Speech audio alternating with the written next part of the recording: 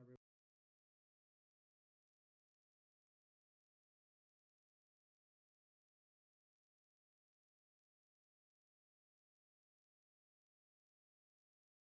Of the last the minutes from the last meeting.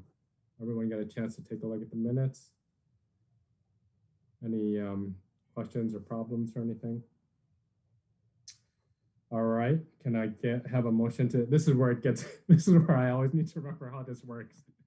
All right, we need a motion to approve the minutes, right? Can I get a motion to approve the minutes? I would like to motion to approve the minutes. All right, now comes the second. Can I get a second? I can second. All right, this is the tricky part. All in favor, say aye. Aye. All opposed? All right. And I might suggest that you put down Emily as abstaining since she was not here. Oh, is that okay? All right, we got through the first one. All right, now I got it. Okay. Next thing on the agenda. Any public appearances for non-agenda items? No, doesn't seem like it. All right, sounds good. Agenda review. Anything need to be changed on the agenda? Oh, all good from staff's end. All right, sounds good. All right, next item is the new committee member. Emily, welcome. Thank you so much. Yeah, I look forward to working with every one of you, and it was exciting to review the proposals and look forward to having a good discussion. It's a fun time. We're a fun group. It seems like it. I thought, Emily, if it just made sense, and maybe just kind of quickly say, where you live. Yeah. If you want to talk about your background, you can. You don't have to, but just anything you want to share with the committee. Yeah, definitely. So right now I live in the Belmar Renaissance on the Park neighborhood. I was born in and around the Fitchburg area and grew up here in neighborhoods like our priority neighborhoods. Went away for college and then lived in New York for 15 years. And there I worked in advertising, so helping clients figure out where to put their advertising in there. I did a lot of proposal review. So I think that's kind of directly applicable. And then also really learned how to communicate with people across the spectrum of like different knowledge bases, backgrounds, etc. So that was a lot of fun. And I also worked for a brief bit in banking in technology, actually. And then most recently, I worked at the Democratic Party. So about a year ago, I moved back to Fitchburg, and I love it. So I'm really looking forward to volunteering and helping out. Awesome. Thanks, Emily. And welcome. Thank you. Glad to have you here. Thank you. All right, so we are moving on to the application review. Wade, is that? All right, hopefully everyone is ready for a couple hours of some work here. I think we got a lot in front of us, but hopefully we can get through it, pretty efficiently, just like in years past. So I'll do my best to try to help us move towards that. So I'm going to share my screen here.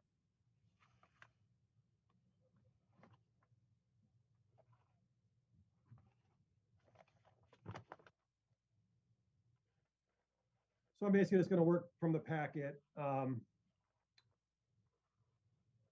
And I know a lot of this is review for our members. We kind of do the same thing every year, but I thought it's good. It takes just 2 minutes to kind of rehash our process in terms of how we review stuff and how we make recommendations. And obviously with Emily being a new member, I think it makes sense to kind of brief her on that. So, basically, I guess I would call it a 3-step process. City staff, gets the applications. I review them. I look at that review form that I've shared with you all. I also look at kind of more of a philosophical, generalized idea of what I envision the big picture of the H&I being. So that's kind of how I make my recommendations. And then we're here. So I've done that. You've seen those recommendations in your packet. And then we're meeting here today for you guys to make your recommendations. I do want to be clear, you don't have to follow my recommendations. You can do what you like. So we'll do that today.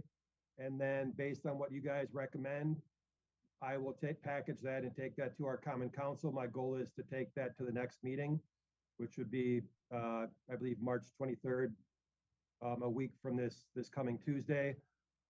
Assuming, there aren't any issues at council, the recommendation would be approved. Again, council can deviate from this group's recommendations as well. That hasn't happened in the past year or two, but that could happen. And then, whatever they decide on, those are the awards, and then I let the applicants know of the status. So again, kind of a 4-step process.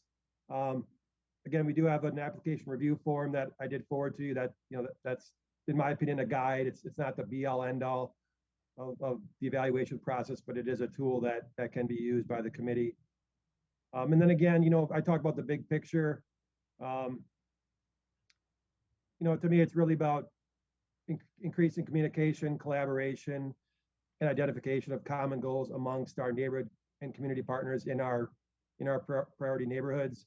It's also about trying to be proactive, comprehensive, strategic, and integrated, and not reactive, strictly tactical, nor kind of siloed, working independent of other partners and other projects. And then I think, also importantly, we really want to premise our H&I on this idea of community and neighborhood engagement. So again, those are kind of more of the philosophical things that I look at when I'm reviewing applications. So again, what I've done, I've reviewed them. I use a review form. I looked at the big picture H&I that we just talked about. Again, being proactive, being collaborative, being building partnerships, kind of at what I call a horizontal level. The city isn't the primary mover and shaker here. We're one amongst many partners working to do better in these neighborhoods. So I think that's important to keep in mind. And then again, just looking at groups that are maybe, working at real grassroots levels, are being real innovative. Those are things to consider as well. So with that, Ryan, I think that's pretty much the spiel on, kind of the review, the process. So I can certainly answer any questions or comments, or we can jump into the next item, which I believe is a summary of applications. I have a question, okay? So how, we know that we have $63,000 and we have how many applications? 13. 13. So, and we have different categories, so what is the plan to be more streamlined and efficient? To go through, through this process, because we have 2 hours. Yeah. I guess we'll do what we've done in the past. This isn't unsimilar to past years, Julia, where we've gotten a lot of applications that exceed the demand. So I was envisioning doing the same process. If there's thoughts right now that the committee wants to direct me to streamline things, I'll be happy to do that. But I have about a 15-minute presentation, summarizing the applications, and then like we've done in years past, you guys can decide and debate. I'm trying to remember what we have done in the past. I can't remember if we, after I'm done, if we just kind of do a roundtable and individual members talk about their thoughts. That's an option. Another option would be if there's a consensus on applications we're not interested in funding, get those off the table right away. So those are some ideas, I guess. Yeah, I was kind of. I think we can go ahead with that process. I was thinking we would start with you would do the overview of all of the applications, and then we start with what the staff recommended, and maybe have have our thoughts on those. Go around and have our thoughts on those. I have another question. So, are you recommending all of them that they came, or do you already filter and say, the one that we have are the complete one and the finals, because I know that there were some that they were incomplete. So the one that we receive in the package you are recommending all of them, or you already said this one no? I want to be sure that. Yeah, we can, do we want to just get into the next agenda item and I can explain all that? Okay. Does that work? Yep. Wade, one thing that might have helped me is if you had preliminarily filled out the assessment form and sent us those so we didn't have to go through each one and try to find the details in all the applications. If you do that, it would be helpful if we Yeah. received those Yeah. filled in. Yeah, part of that too, Dorothy, is, again, I'm just trying to move things along really quickly. And, Yep. basically when I sent you the apps, I didn't even review them yet. I just did a half an hour review to make sure everything was there. And then in the past week, I did that real fine tooth review, and that's what I, Right. sent you guys Thursday, but understood. But the best of my, that was just this sheet that you Yep. sent us, correct? Which doesn't have the little more detailed information. right. And I'm saying when I sent you the applications 2 weeks ago or whenever it was, I hadn't done that work yet. Correct.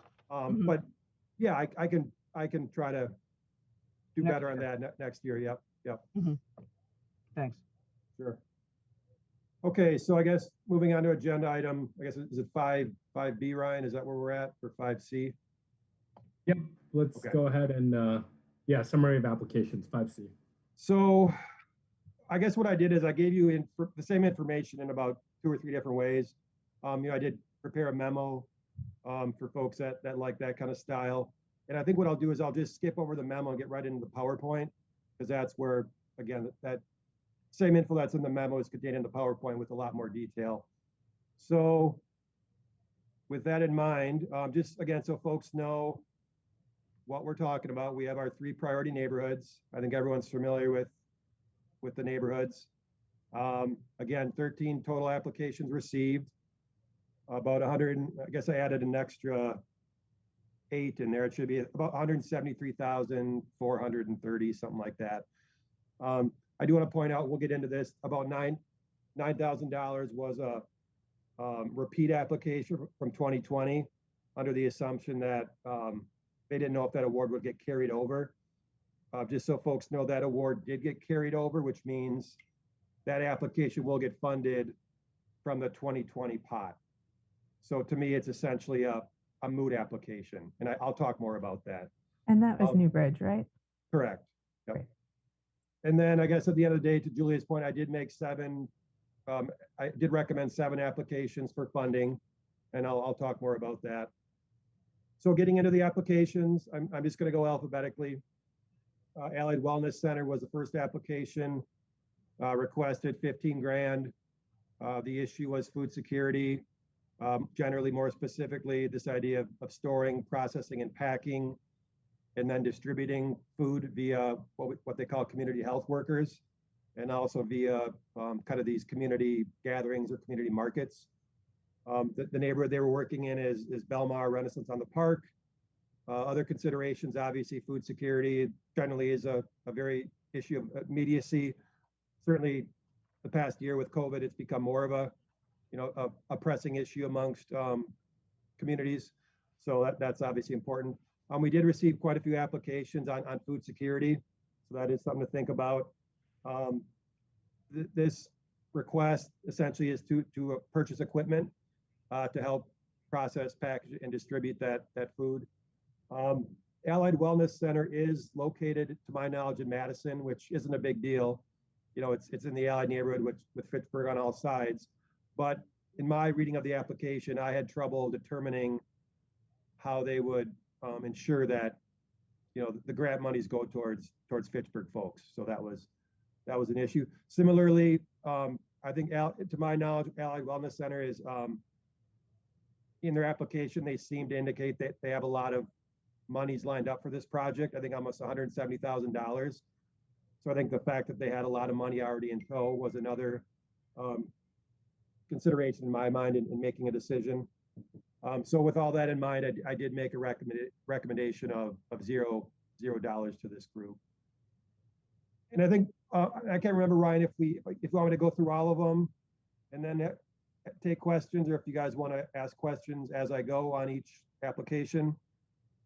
I'm open to either approach. I was going to suggest going through all of them and then at the end asking questions, just so we don't get stuck. Yep, good. Okay, one second. We are gonna go all of them in groups, all the ones related to food. No, I was just gonna go alphabetical. That's the way we've done in the past. Okay, but, okay. I would say, if it, don't mind me cutting in for a second, and please let me know your rebuttals on it. But with 13 apps and us not talking about them right away, what I'm afraid of is it's going to leave more time to try to talk at the end, to try to go back all the way through back to the A's if we don't just speak our piece on it. So, for instance, my response to Wade would be, I fully agree. I mean, just going over it, I printed off the first couple pages of each. They've got $106,000 and some change more already going towards them. I agreed with the part that it's going to be hard to figure out the actual allocation for them to decide if they're going to help just the Fitchburg neighborhoods or how it's going to impact Fitchburg specifically over Madison. So I'm on board with, not having to revisit that one personally. So I mean, if other people want to do it that route, of course, it's going to be, fully up to the president here. But yeah, I'm okay with not revisiting that one. I agree with Nate. Okay. So we can go ahead if people had questions. We'll just try and move this along as quickly as possible, and maybe hopefully that'll shorten our discussion at the very end. Yeah. Yeah. Ryan, maybe that way we speaks can to eliminate programs as we go. That makes sense. Okay, go ahead. Yeah, I would agree with that. And I think, if there's applications we get hung up on and we're spending, 10, 15 minutes, maybe, maybe we park that and then come back to it. But yeah, for the ones that we can kind of maybe check off, I think that's a good approach. Okay. So second one, Badger Prairie Needs Network, again, a food security application requesting $15,000. Undertaking food security is generally the category. More specifically, the idea of undertaking outreach and expanding access to the pantry, including, and I think this is important, a new satellite location in the Verona Road West neighborhood. Again, the idea here is this application would serve all neighborhoods. Again, it's a very immediate issue. Again, we do have a lot of applications under this topic. It is very collaborative in my opinion. The idea of setting up a partnership with City Redeemer Church to open a satellite pantry, I think is a really good thing.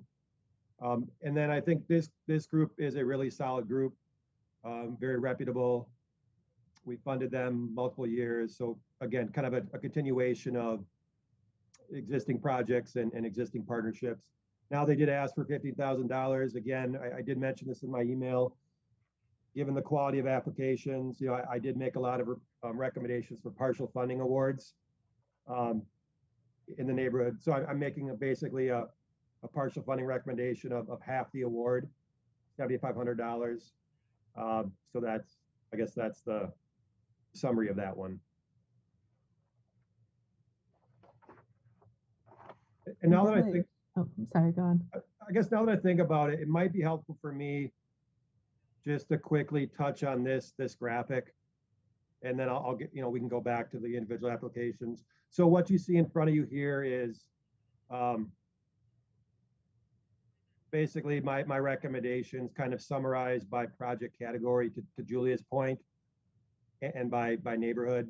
So again, we have 5 project categories: youth mentoring, youth education, adult education, workforce development, food security, and then neighborhood/community building and engagement. So under youth mentoring, we had 2 applications.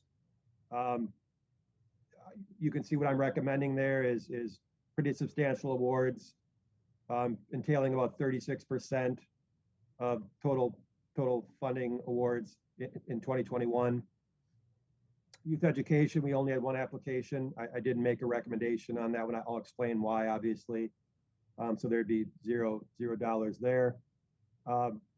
Adult education, workforce development, 2 applications. I made 1 recommendation for funding, So that equates to about 16% of program funds.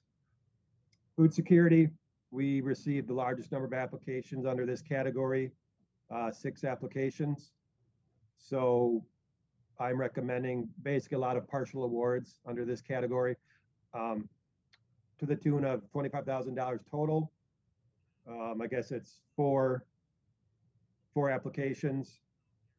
Again, 40% of program funds. So a good chunk of program funds going to that project, or that focus area. And the last project area is, our focus area is neighborhood community building and engagement. Just, I guess, 3 applications there. I'm recommending funding 1.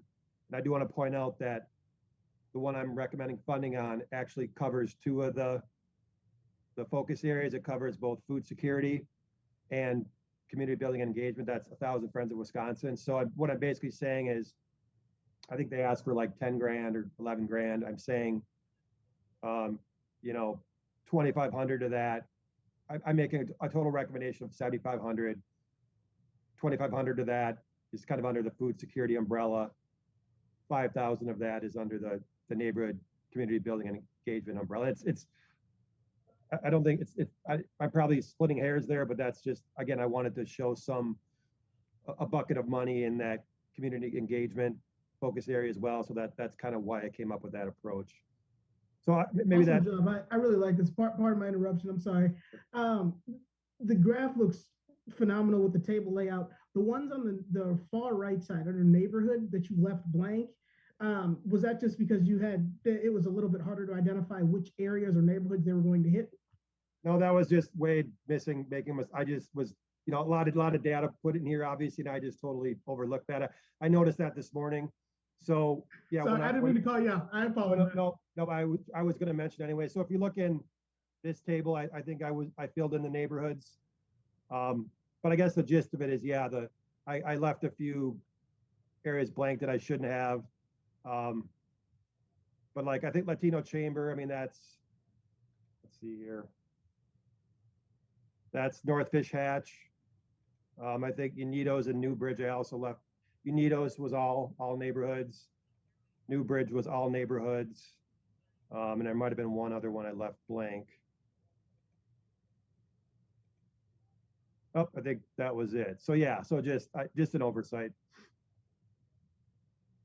Yeah, I guess to your point, Nate, what I really like about this, and again, this is the first time we have these new categories, but what I really like is how we're letting you guys see the breakout of funds and percentages into the different categories. To me, that's kind of powerful, in terms of really setting priorities and, staying true to the H&I big picture and, that kind of stuff. So if there's any other questions, yeah, I'll go back to the individual applications. Okay, so I want to make a comment. So when one of the modifications that we did to the Healthy Neighborhood Initiative program was to increase the funding to $15,000, so we don't have to deal with so many grants, or for you especially, that you don't have for your staff working on that. So, but what we're doing here is funding more and less money. So, yep. So I am conflicted about. So why do we increase it if we are going to continue doing the same? Well, so, no, I put a lot of thought into that, Julia. I understand. I agree. I guess, one counter to that is we are making, these 2 awards are more than the 10 grand we had available a year ago. They're not the 15, but they're higher than our previous limit. I guess I just saw a real breadth of quality applications, to be honest. I saw a lot of good applications that I thought made sense to do these partial funding awards. Certainly the committee, if you want to move away from this, I get it. But I did kind of go back and forth. One example is, Little John's, they're working with Boys and Girls Club and vice versa. It's like literally Little John's is doing the packaging and processing of the food, and then Boys and Girls Club is distributing it. So it was just I mean, I just made a judgment call. Certainly I understand if folks want to have less awards and more money. That being said, it is seven awards. You know, we had 8 last year. I think I might have mentioned 8 is probably my max capacity. 7 is probably more than I'd like to manage. But again, I just felt like the quality of the applications warranted the recommendations that I made. So. And I figured looking at it, you were lining yourself up for extra work. And if you're going to volunteer, I wasn't going to complain. Yeah, I mean, another way to look at it is, I guess if we did max awards, generally speaking, we'd have five awards, which 5 awards versus 7 awards. I mean, if those 2 additional awards are really deserving, and I'm just saying I don't want to fund them because it's more work for me. I mean, you know, I'm not going to go there. So, yeah. Yeah, I kind of agree. You know, all the applications I thought were really well done, and it was really tough to choose. I kind of, you know, was thinking the same thing that Julia was thinking, and how are we going to limit this to, you know, 5 organizations? But if you are okay with, you know, taking the responsibility and following through with 7 organizations as opposed to 5, I'm completely on board in trying to fund as many as possible that. You know, that are good for the Fitchburg area. And one other point I'll make, and I'm just going to be fully frank here. So of the 7 awards, I'm making recommendations for 1, 2, 3, 4. 4 are repeat partners. And those 4 repeat partners have been very easy to work with, meaning clean reporting, very responsive. It minimizes my workload. You know, the three new ones that I'm recommending, I don't know those folks. Or I haven't, well, actually, I've worked with one group very closely, and I have confidence that they will be very easy to work with. The other 2 I haven't worked with, but I, again, have confidence they'll be very easy to work with. So I guess part of the idea here too is, yeah, there's more projects to manage, but these people work, they're quality organizations, and they know what I need when I need it, and that makes my job a lot easier. Can you tell us which ones are the new ones that you're recommending? Yeah, so Dear Diary, Okay. the youth mentoring group,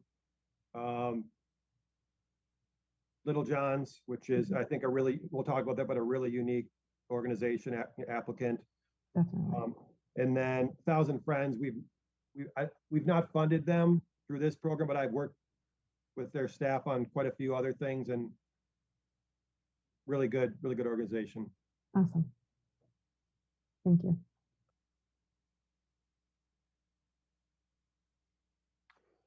All right, so with that, I'll get back into the individual application. So kind of getting back again into the specific applications. Big Brothers Big Sisters, asking for about $12,000 youth mentoring. That's kind of what they do.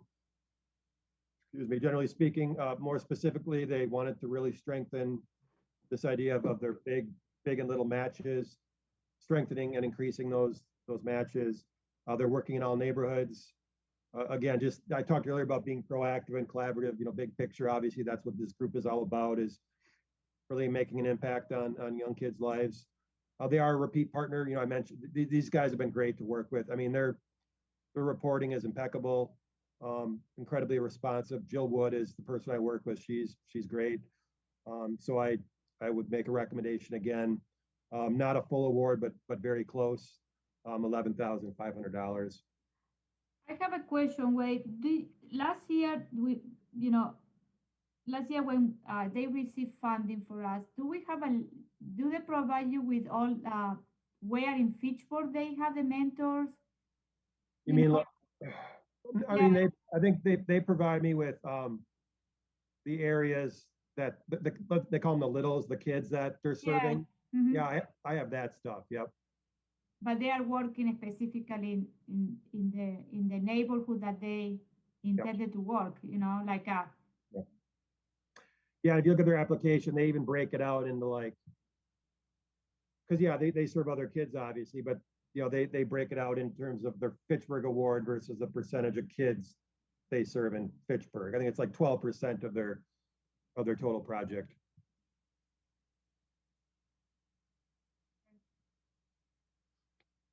Or, and do we want to pick up this one at all, or should I move on?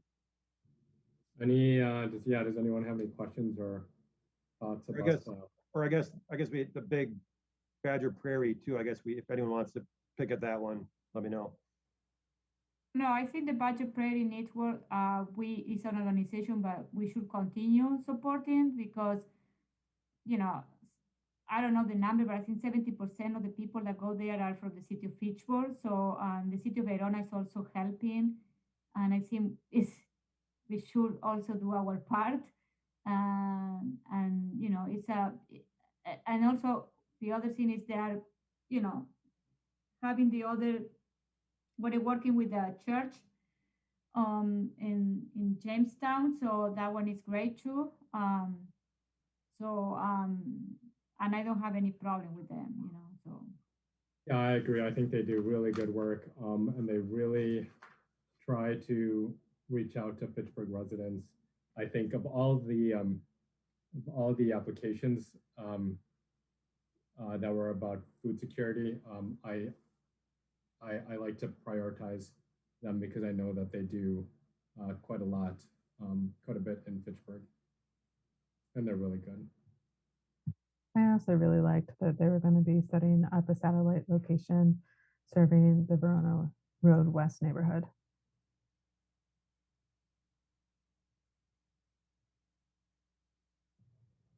Yeah, that satellite had been in planning before. In fact, as they were designing the building, that was the intent of the space that they were holding for it. Yep. All right. Any comments on Big Brothers Big Sisters?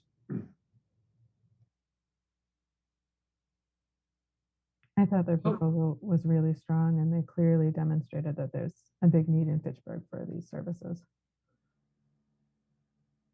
How much did we fund them again last year? I can't remember. Wait, I think we gave them 9,000. 9,000 last year. Okay, so Yep. increase this year. Yep. And that's one group that I would love to support even more than we do, particularly during COVID when schools were shut down. I would have loved to have been able to throw a couple of thousand or $20,000 at them and say, help the kids out that are struggling with virtual school. Yeah, and I don't know if people read how deeply you read into the application, but they're talk about like being innovative. I mean, they're part of their process was figuring out how to transition into virtual, given the dynamic that we're living in. So just again, kind of a foresighted organization that understands technology and how to adapt and still help kids. So I just found out in the package that Wagner does the audit. So I work for Wagner CPA, but I don't work with the audit department. I am in the tax and business service. So I don't know if, that one is up to you guys, but yeah, and you could, that disclosure. yeah, and committee members could, if they want to recuse themselves of reviewing certain applications, that's up to the committee members. Yep. And I also saw that, Julia, and I considered that. But the question is, do you benefit financially from whatever decision might be made? And I think the answer here is no. I have strong opinions on some of these because I've been working with some of these groups personally, but I will not benefit financially in any way, no matter what decisions we make as a group. So I don't have a problem with not recusing myself either.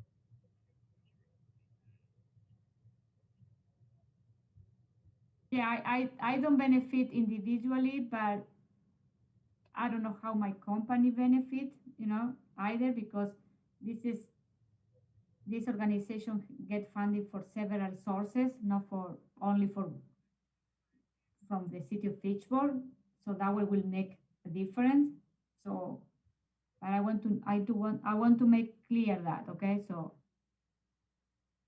Yeah, personally, I don't mind at all. I mean, in the grand scheme of things, we're making recommendations. No one's monetarily getting benefited, or nothing's under the table. And the recommendations have to be viewed from outside sources as well before it gets fully approved. So, I mean, from my standpoint, I think everybody's A1.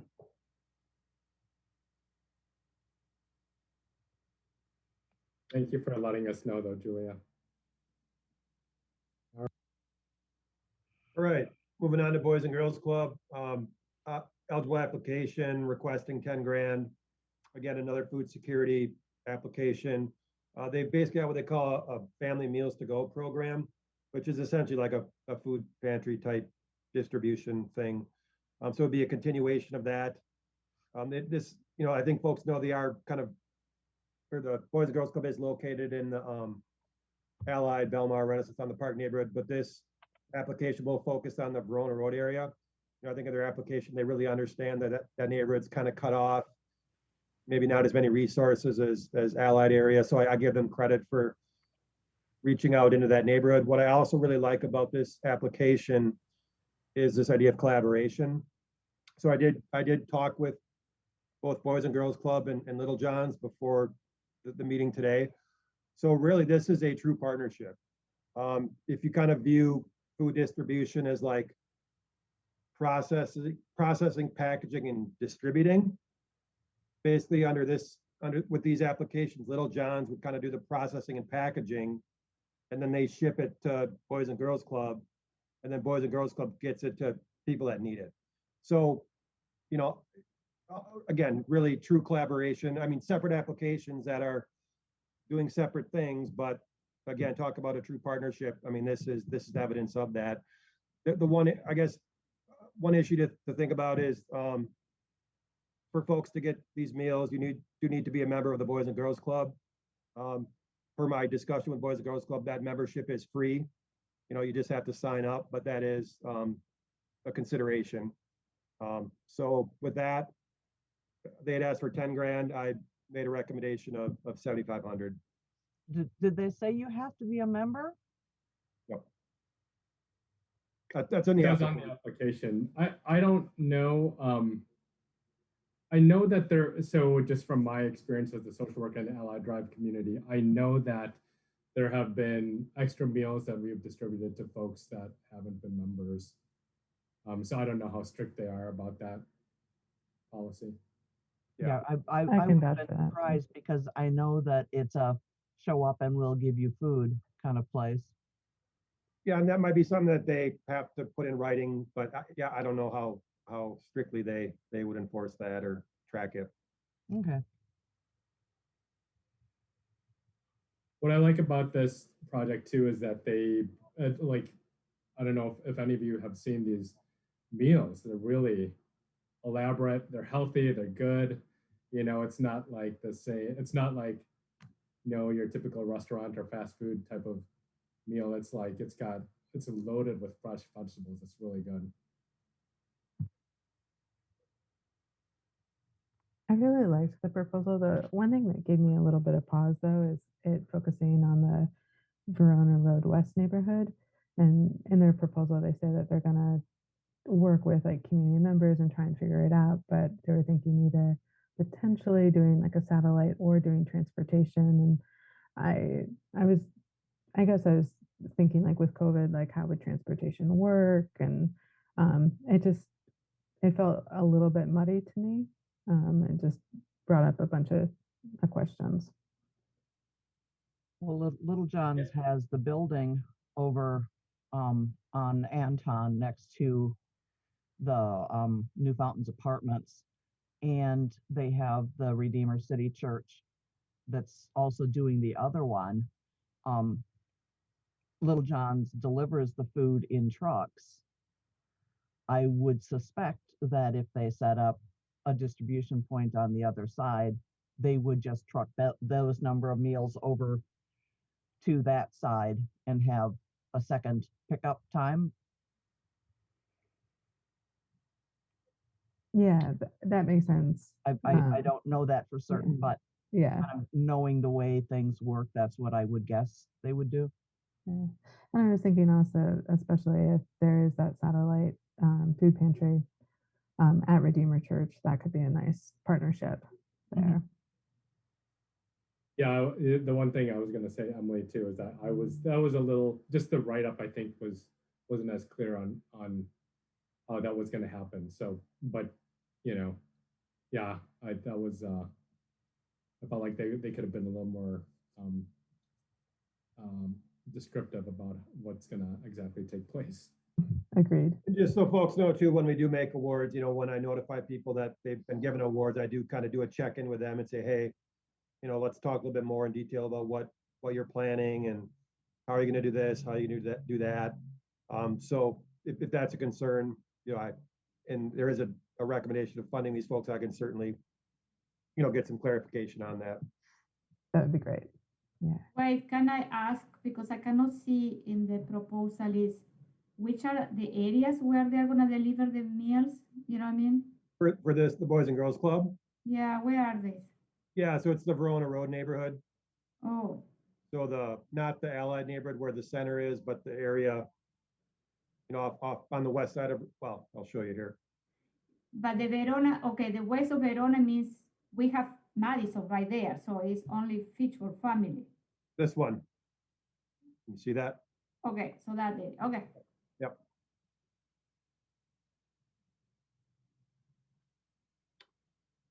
All right. And this is another one that Wagner did too, so. It worried you? Is that what you said? This is another one that the audit was done by Wagner. So. Oh, okay. Yeah. Yep. All right, moving on to Dear Diary. Eligible, yes, asking 15 grand. Focus, again, youth mentoring, more specifically Black female youth programming, activities, and workshops. The application is focused on all three neighborhoods.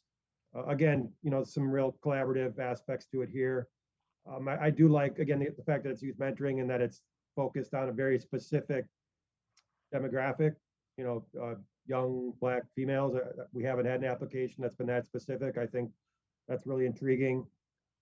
Just so the committee knows, I can't remember if it was in the application or not, but I did get an email from Casey Johnson, the pastor of City Redeemer Church, after the deadline saying he had planned on submitting a letter of support. He didn't beat the deadline, so I couldn't accept it.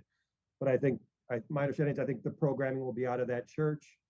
So again, just another real good example of partners using pooling resources and being creative. We don't have a community center over there, but the church is kind of becoming a focal point of the neighborhood with, the food pantry we just talked about, Prayer Needs Network, and potentially these guys doing some programming out of there as well. So I did make a partial funding award of 11.5, the same as I made for Big Brothers Big Sisters. So Okay, so they are working in the Redeemer Church.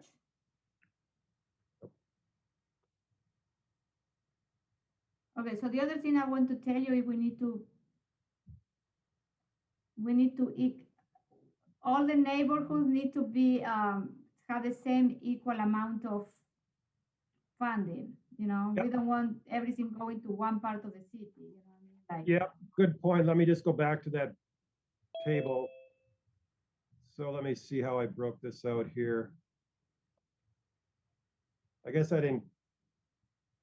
Yeah, I guess you kind of got to put some puzzle pieces together. But if you look at this one, this is where I talk about kind of the breakout. So, traditionally North Fish Hatch has received a lot of attention just because there's a lot of people working up there. But right now, if the committee generally follows my recommendations, we're talking about 5 applications being funded in the Verona Road neighborhood, 5 being funded in Belmar, and then 8 being funded in North Fish Hatch. So to me, that's a pretty good dynamic. I think last year it was the reverse of this. I think North Fish Hatch was a little bit less, and Verona Road and Belmar were a little bit more. So food for thought.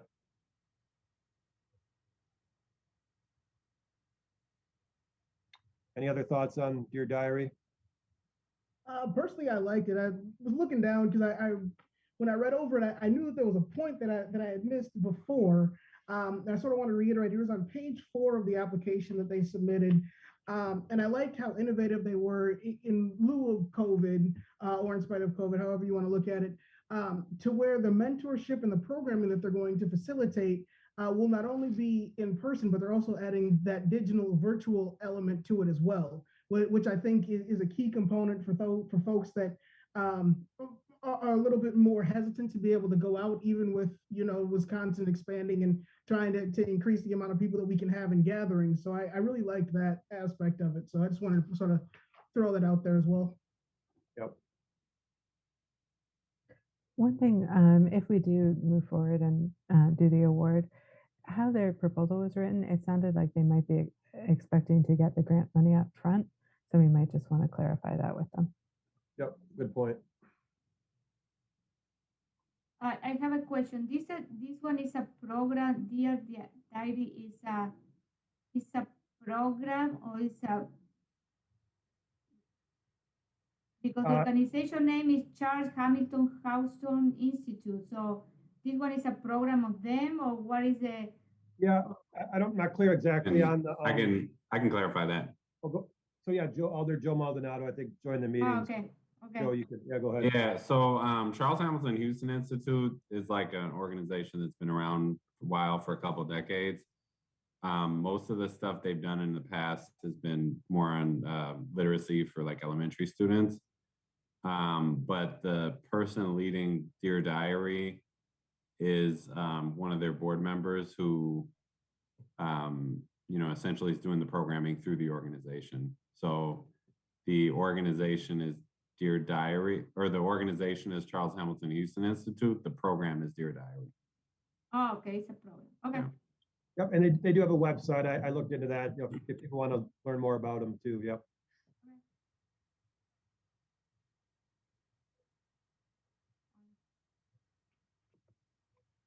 All right, I'm moving on to first T, eligible application, asking for $8,000. Again, this is the only application that's focused on youth education, generally more specifically after school academic and life skills enrichment programming. Focus would be North Fish Hatch. Again, I mentioned only app focused on youth education. I do want to point out in their budget, their personnel costs exceed the requirement. We can only allow for 20% of the requested award being towards personnel. I think theirs was about 40%. I did clarify that with them. And then I guess, bigger picture, this group did get an award in, I think it was 2019. They did have some leadership changes. I don't know if as a result of that or coincidentally, they didn't claim that award. Obviously, I want to, as staff person, I want to make sure we give awards to people that are gonna use them, and not to badmouth them, but that did happen. I'm not saying it would happen again with them, but that does lead to the staff headaches and unused resources and all that sort of thing. For that and a variety of other reasons that I talked about, I did not make a recommendation to fund this group.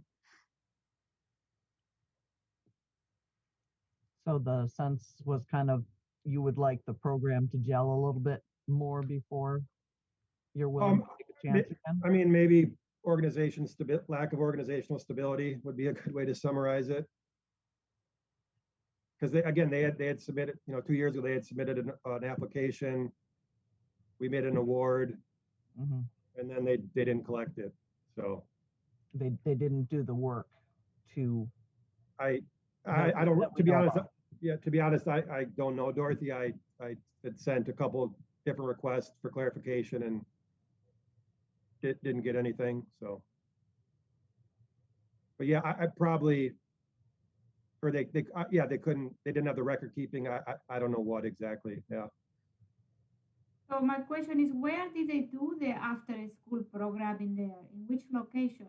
So this is right up at the Future Hub site, the golf course. No, I know, but where they are in the Yeah, they've got. Yeah, they've got a little clubhouse. We have the clubhouse there, and they would do the golfing on the golf course, and they would come into the clubhouse and do some of their educational stuff.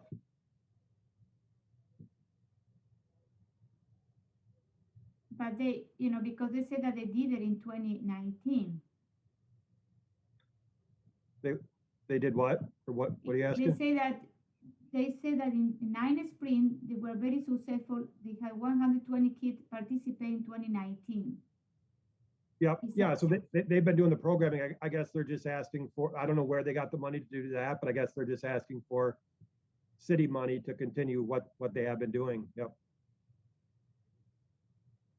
But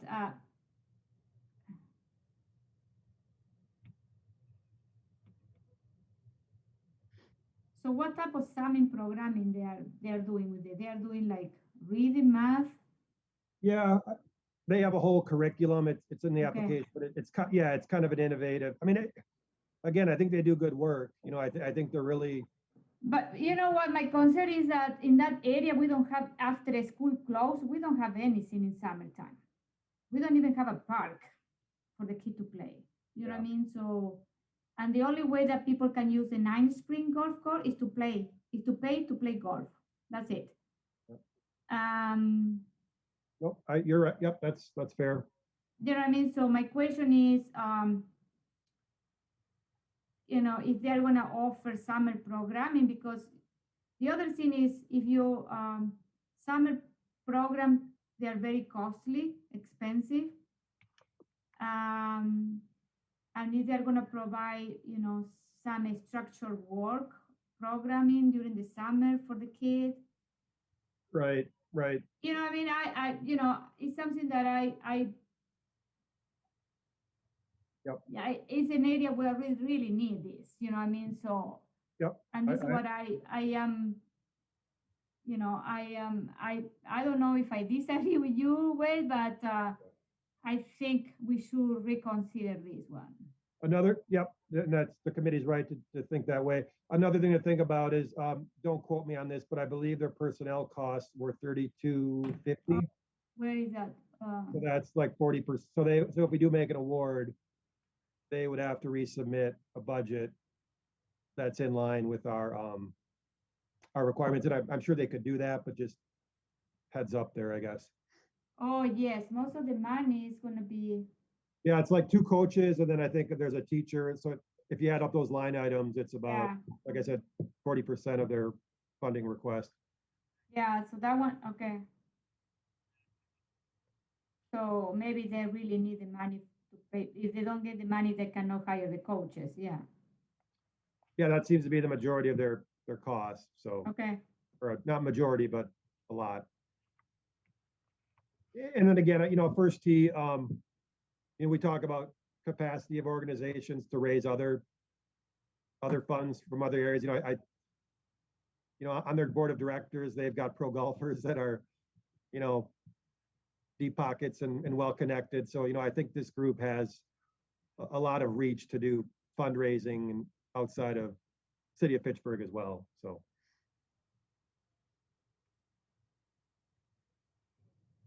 Anyone else have any strong feelings about first tee? I agree, Julia, that it's a little disappointing that that there weren't any more after school programming applications.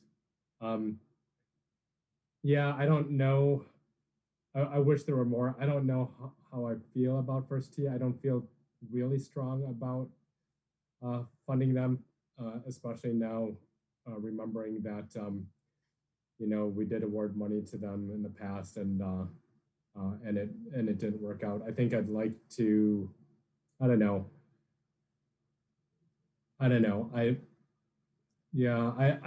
don't feel very strongly about it. So I want to, when you think of all the applications that came through and how good they were, I think I'm more inclined to fund the other programs at this point. But maybe we consider them for next year if they're, if they weren't putting a good amount of those funds towards their. I have another question. So are they planning to do this activity without our? Yeah, that's if that's we just what I was will- gonna say. Oh, okay. I don't want to speak for them, but and I know Scott Endel is involved with them, but I believe they've been doing programming up there like the past 5 years, and we've not given them any. You know, we made that award to them that they never collected. But my point is, I think the work will happen regardless of our award. So As in, they proved once already they didn't need the money. right. And I know even in the past, like our neighborhood navigators, I think they connected with the summer programming one year. So yeah, they've been doing work up there. Now, in the recent past, we funded our library intern to do some work in that neighborhood up at Leopold Park. Any idea if there's any programming similar to that that's being planned for upcoming? You mean, I- did you say library intern, Dorothy? Yeah, wasn't You mean- wasn't that we had 2-3 years ago? Yeah, we had a woman, Liz Zimdar. She was actually full-time, her title was like library outreach specialist. Was that who you're talking about? Probably, yeah. Yeah. So yeah, Liz has since left the city, and I believe that position has been reallocated to do something different. That's a library thing. I have no Mhm. involvement with that. You know, to that point, that's where the navigators, slowly but surely, I'm trying to help get them to build their professional capacity. Again, they're not trained in this work. They're just interested neighborhood residents, and we don't pay them enough. But my goal last year was to have them pick up that programming in the Leopold neighborhood that Liz had started. And they were going down that path, and then you know, COVID was still going strong, so we had to cancel everything.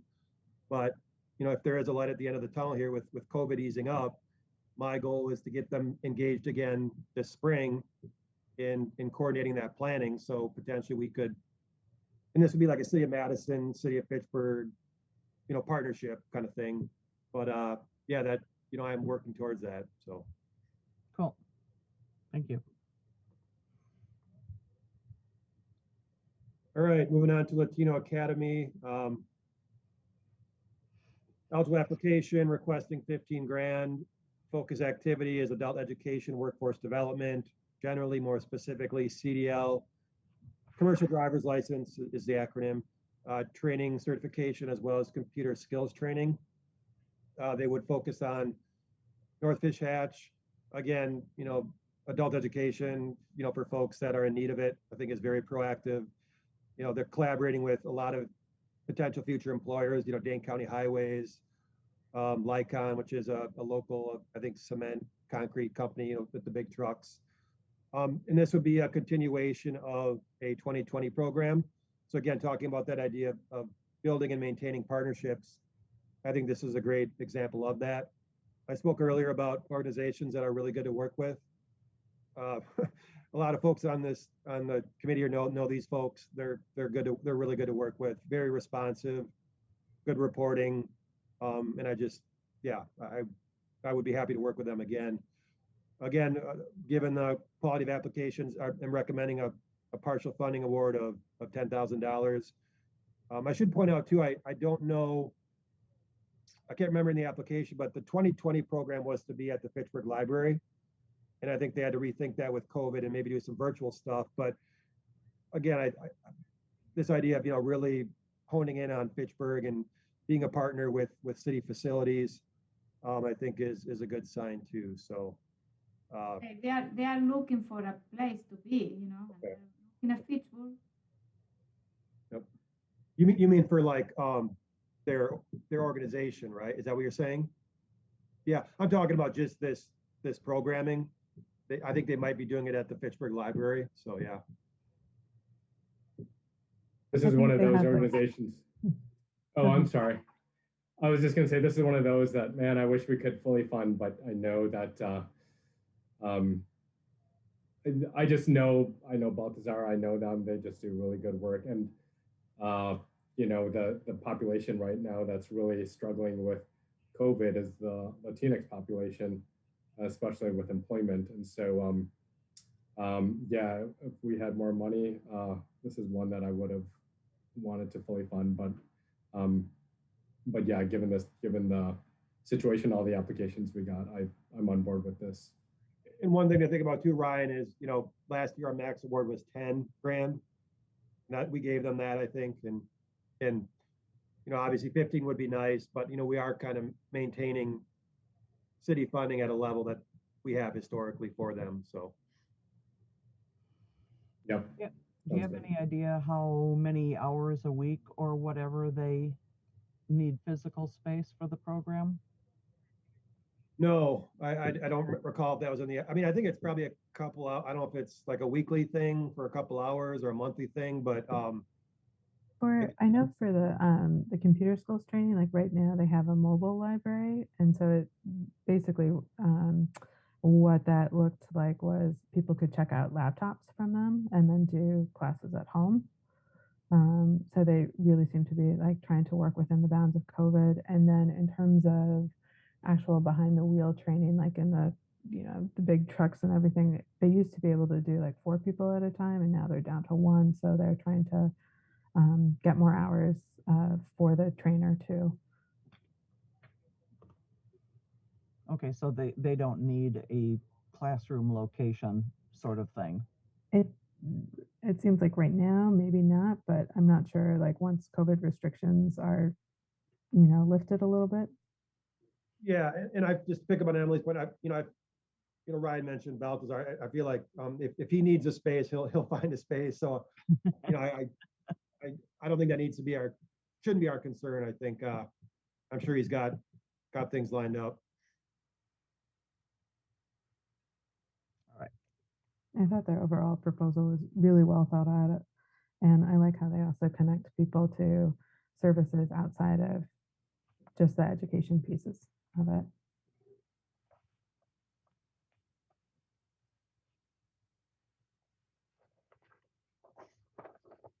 All right, moving on to Latino Chamber, eligible application requesting 15 grand.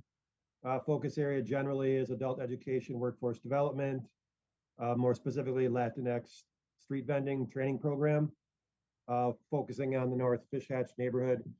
Generally speaking, I thought this application was really intriguing, pretty innovative. Obviously encourages minority entrepreneurship. But I also got to thinking about, really compared to the previous application where there's, what is the realistic, how many people would actually start a vending program as a result of this application? It could be quite a few, but that did enter into my thinking as I thought about, the real impact of this kind of programming. I do also want to point out, we talked earlier about an organization with an unclaimed award. We did make an award to this group. We could only make a partial award to them. Basically, we had some incomplete reporting that I could not. We just couldn't get them a full award, so that led to a fair amount of work on my part. Not to mention just the fact that there was that money going unspent. I do want to point out the supplemental app info I did receive late. So I think it's the committee's call on whether or not we review this. My first instinct was, since we got the meat of the application, the proposal by the deadline, I reviewed it. But certainly if this committee is not comfortable reviewing a application that was submitted in its entirety late, that's your choice. And then finally, personnel costs do exceed the requirement. I think, if I remember correctly, $8,000 is requested in personnel, which is more than half the award. So just a lot of issues I thought with this application. Again, I think an intriguing application, but just a lot of issues from my perspective. So with that, I'm recommending no funding.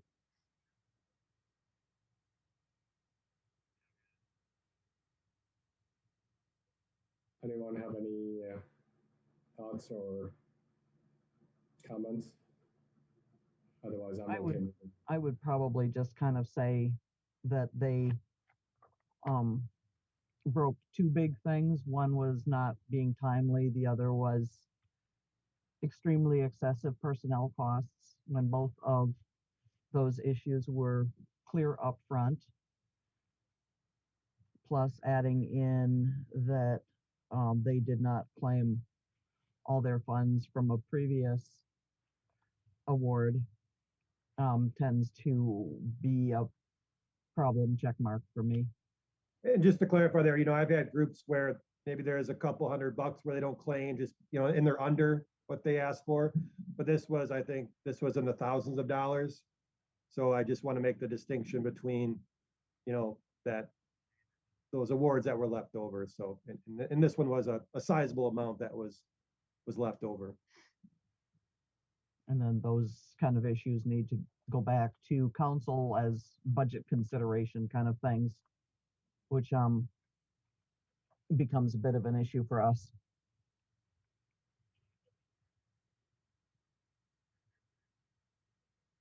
I agree with Dorothy on that.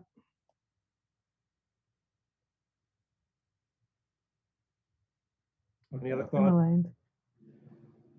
Any other thoughts on Latino Chamber? Okay. So moving on, Little John's eligible application, asking for the max 15 grand. Again, another food security application, generally more specifically fresh food processing, packing, and distributing.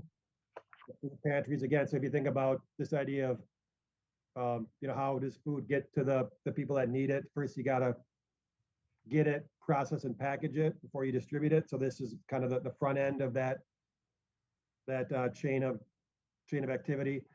They would, and I think I might have the wrong neighborhood here. I think it's Verona Road. Let me double check that.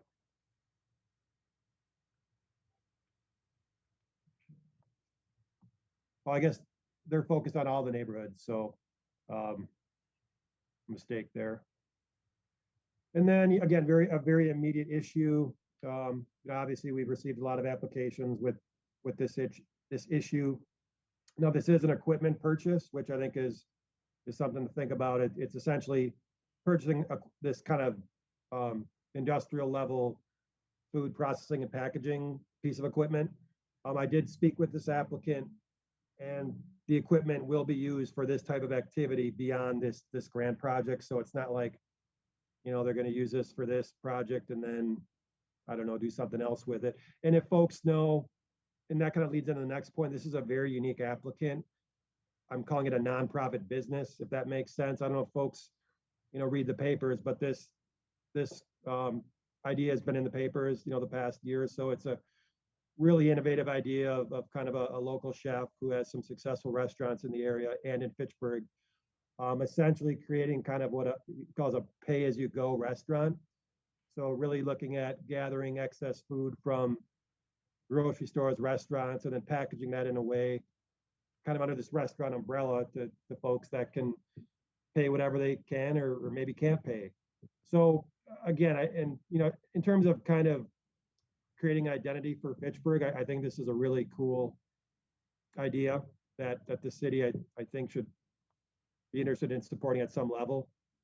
And then I talked earlier about this idea of collaboration. So literally, if you look at Little John's and Boys and Girls Club, it's kind of an A and B equals C.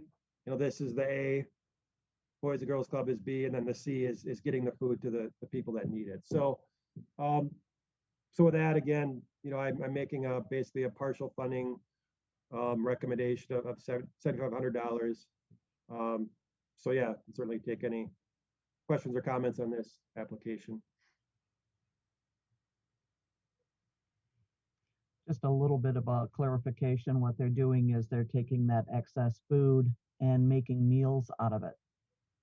And people can pick up meals from them for whatever they can pay. Once they get the restaurant open, it will be a sit down thing where people can come in and basically almost donation based, which I don't know about other people, but I myself am too poor generally to eat out at a restaurant. And I think a good percent of the people, particularly in the northern tier of Fitchburg, are too poor to be able to have restaurant meals.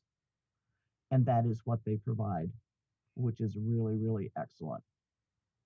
Yeah, and one other thing about this application I like is we're almost getting a cluster of like overlapping partners in this neighborhood. So if folks know the Verona Road neighborhood, um, kind of over here, there's that frontage road. This is Verona Road, running north and south. This is that frontage road. And kind of in this little strip here, it used to be these old kind of warehousey distribution kind of buildings, but now we've got City Redeemer Church. We've got Catholic Multicultural Center. I don't know exactly where Little John's is going, but I think it's just to the north of City Redeemer Church. So yeah, we're getting a real nice cluster of groups that are, kind of the synergy of like almost like a cluster of neighborhood service organizations. So I think that's a really cool idea.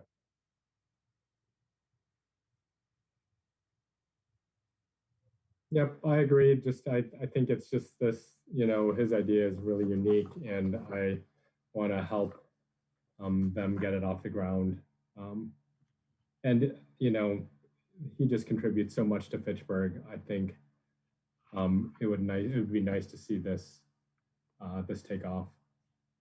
So I'm all on board. And since the Verona Road project is completed, there's a bridge that people could cross side to side, so they do not have to actually cross Verona Road to get from one neighborhood to another, which is a significant benefit. I agree 100%. I mean, one of the main reasons for myself personally that I like, sitting in this chair and the seat is with Fitchburg, it's all about people trying to come together, trying to help one another, and trying to build and sort of lifting as we climb kind of mentality. And this is one of the first times that I've seen while sitting in this chair that two organizations are really working together hand in hand to try to make sure that they're making an impact and making a difference. So 2 thumbs up. I really like it. Yeah, that's a great point, Nate. And as we started this initiative, that it was exactly where I was hoping things would go. We'd start to see these natural network gaining and collaborations, and then all of a sudden you have double impact with the monies that we're giving these organizations. So yeah. Really also like this proposal a lot because it does address the need for fresh foods that was in the Allied Wellness Center application. So it's kind of 2 birds with 1 stone in a way. A lot of people don't cook or cook very little, or they cook their cultural foods, which too often are not fresh foods. So these are given prepared foods rather than, well, here's a box full of vegetables, figure out what to do with it. And I think a lot of food gets re-wasted when it's passed on to a lot of people as unprepared things that they don't know what to do with. Yep.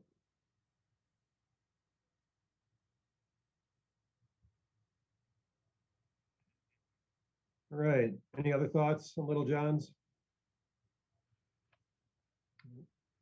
So New Bridge, hopefully we can get through this one pretty quickly. So this, I just did get confirmation that so this was a 2020 award that they essentially resubmitted a 2021 app just in case we couldn't carry over their 2020 award. So basically the gist of it was per COVID, this group could not start their 2020 project. So they had requested to carry over their 2020 award to the 2021 cycle. So that was approved last night by our council. So what that means is this group will get basically, I think it's $9,000 from the 2020 pot to do their 2020 project, but they will have until January 3rd-ish of 2022 to complete that project. So this is essentially, this project is funded through a previous year. So it does not factor into our award cycle that we're talking about now. No, there'd be no reason to, I guess, yeah, there'd be no reason to fund it this year. Yep. That makes sense to people? Yep. Okay.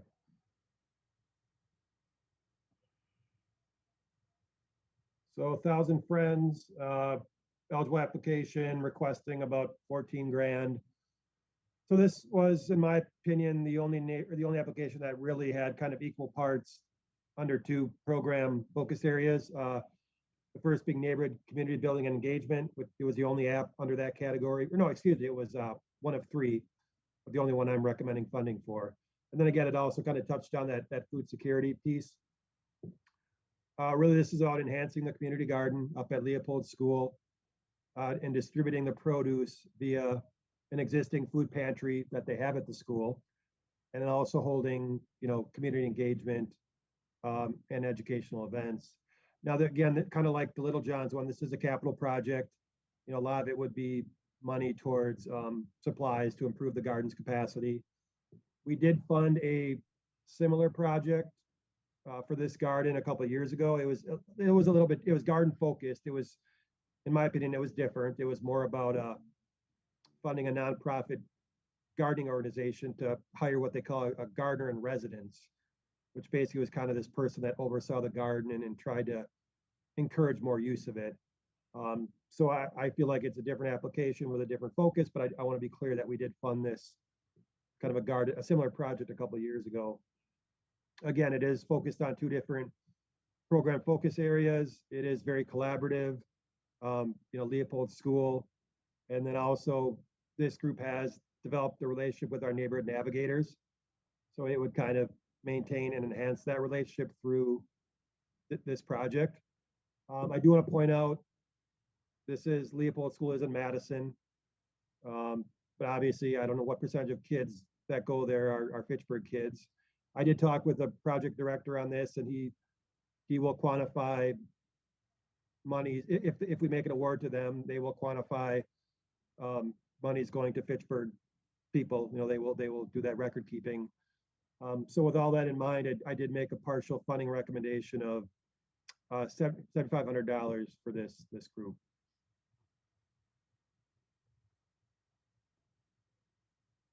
The only thing with this group is we are the only organization, isn't it? We don't have any other fund. Yeah, I think they might have like $3 grand from Dane County. But yeah, you're right. It's a small project. They don't have a lot of other funders. I did check again with the program director, and I'm trying to keep track of all this in my head. I believe I asked him if they would accept a partial award. He said, yeah, they could make do and probably would seek other sources to make up that difference.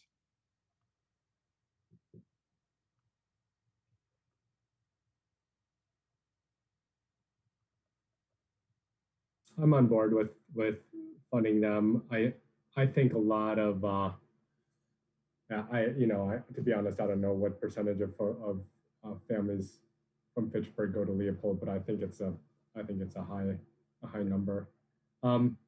I do like the idea of so what they're planning on doing is building gardens right outside Leopold, right?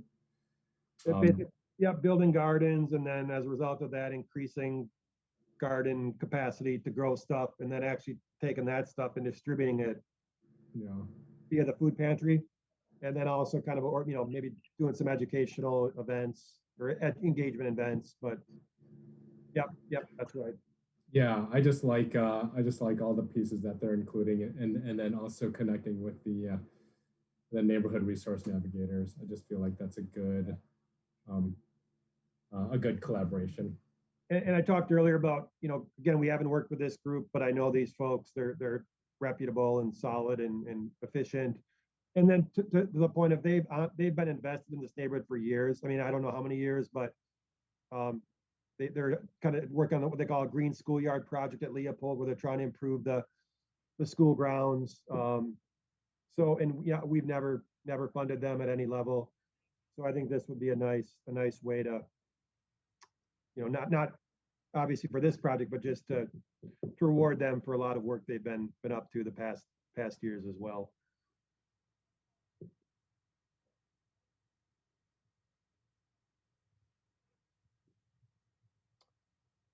All right. Moving on to River Food Pantry, eligible, yes, requesting 10 grand. Again, another food security application, basically expanding access to their pantry. They would focus on all the neighborhoods. Again, a very immediate issue with food security. Just to be clear, we've had a lot of a lot of applications on food security. I guess generally speaking, of all the food security apps, I felt this one was maybe the weakest. There was a stated lack of clarity of focusing on priority neighborhood residents, so that was in the application. So that made me a little uncomfortable. Again, I'm sure a reputable organization. I know of them. I know they do good work, but just given the amount of applications we received, our relationships with other groups, I felt comfortable making a recommendation of no funding to this group. Their lack of focus also really stood out to me. So I'm in alignment. And their primary focal point is nowhere near Fitchburg? Yeah, and I remember we had this conversation last year. They did apply last year, and I remember talking with the executive director. They might have changed leadership as well. And I think his point was, that they, even though they were low, I think they might be on the north side of Madison, but they were committed to getting over to these neighborhoods and doing the work. And I respect their honesty in saying that, but you're right. Their physical location, I think, is not close to the neighborhoods.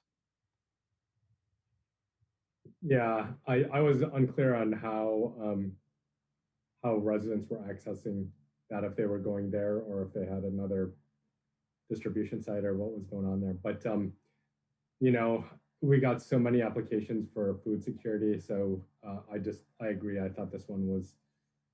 I thought our funds were better used in the sources that were closer to the Fitchburg neighborhoods.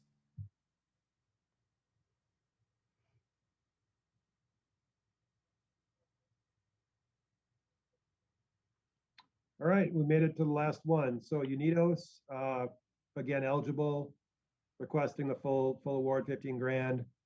Again, a neighborhood community building and engagement, general focus, more specifically, sexual and domestic abuse support, and then more specifically, organizational capacity building and marketing, measuring some outcomes of their work, and then kind of reestablishing their in-person services based on their having to go somewhat virtual, over the past year. And again, they would focus on all neighborhoods.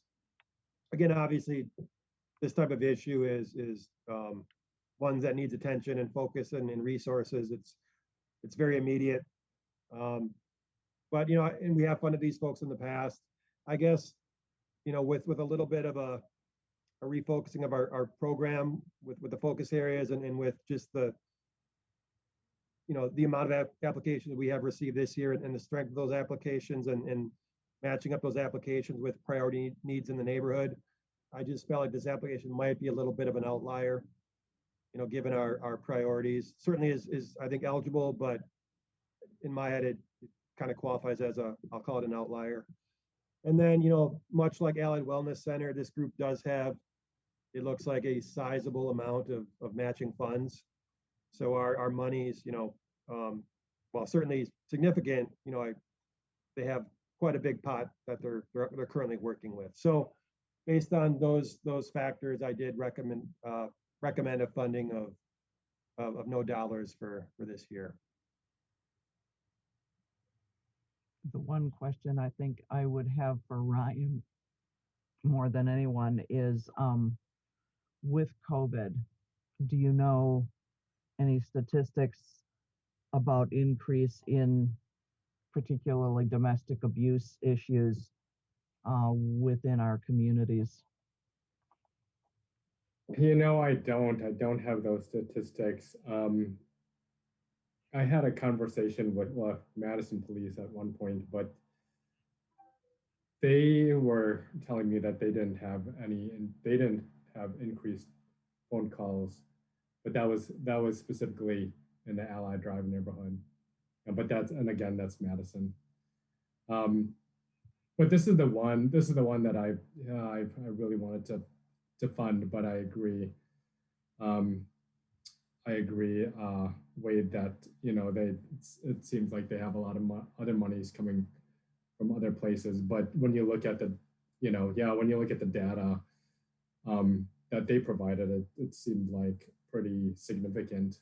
They had pretty significant increase in phone calls. So I'm disappointed, but we got a lot of good got a lot of good applications this year, and it was tough to determine who was going to receive funds and who wasn't. So I can understand your point on this, Wade. So this isn't a specific to this neighborhood or these neighborhoods, or even to Fitchburg, but my understanding from like looking at different data pieces is that domestic violence reporting is down in 2020, but that could partially be due to underreporting during the pandemic. I also, I'll share an article in the chat, but there's some data about it specific to Dane County. It looks like it's lower in Dane County. Again, that doesn't mean it's lower. There's lower incidence. It just might mean it's being reported less because people are in quarantine.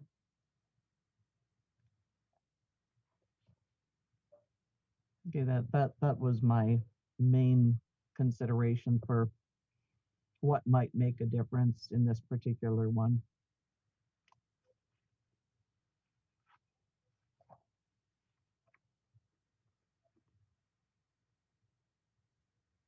All right, so maybe with that, I can just kind of summarize what we've talked about the past hour plus. So again, we've got 63 grand to work with this year, obviously, and we had a lot of demand of over twice that, about 174. I guess 9 of that, which we can X out, the new bridge. So about, I'd say 163 in demand.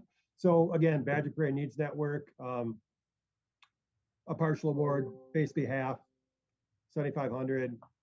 Big Brothers Big Sisters, 11,500. I think that was just under what they were requesting of 12,000. Boys and Girls Club, I believe they were requesting 10,000. So this would be about 75% of what they were requesting. Your Diary, they were requesting the max 15 grand, but I'm recommending 11.5, which is the same I'm recommending for the other youth mentoring application, Big Brothers Big Sisters.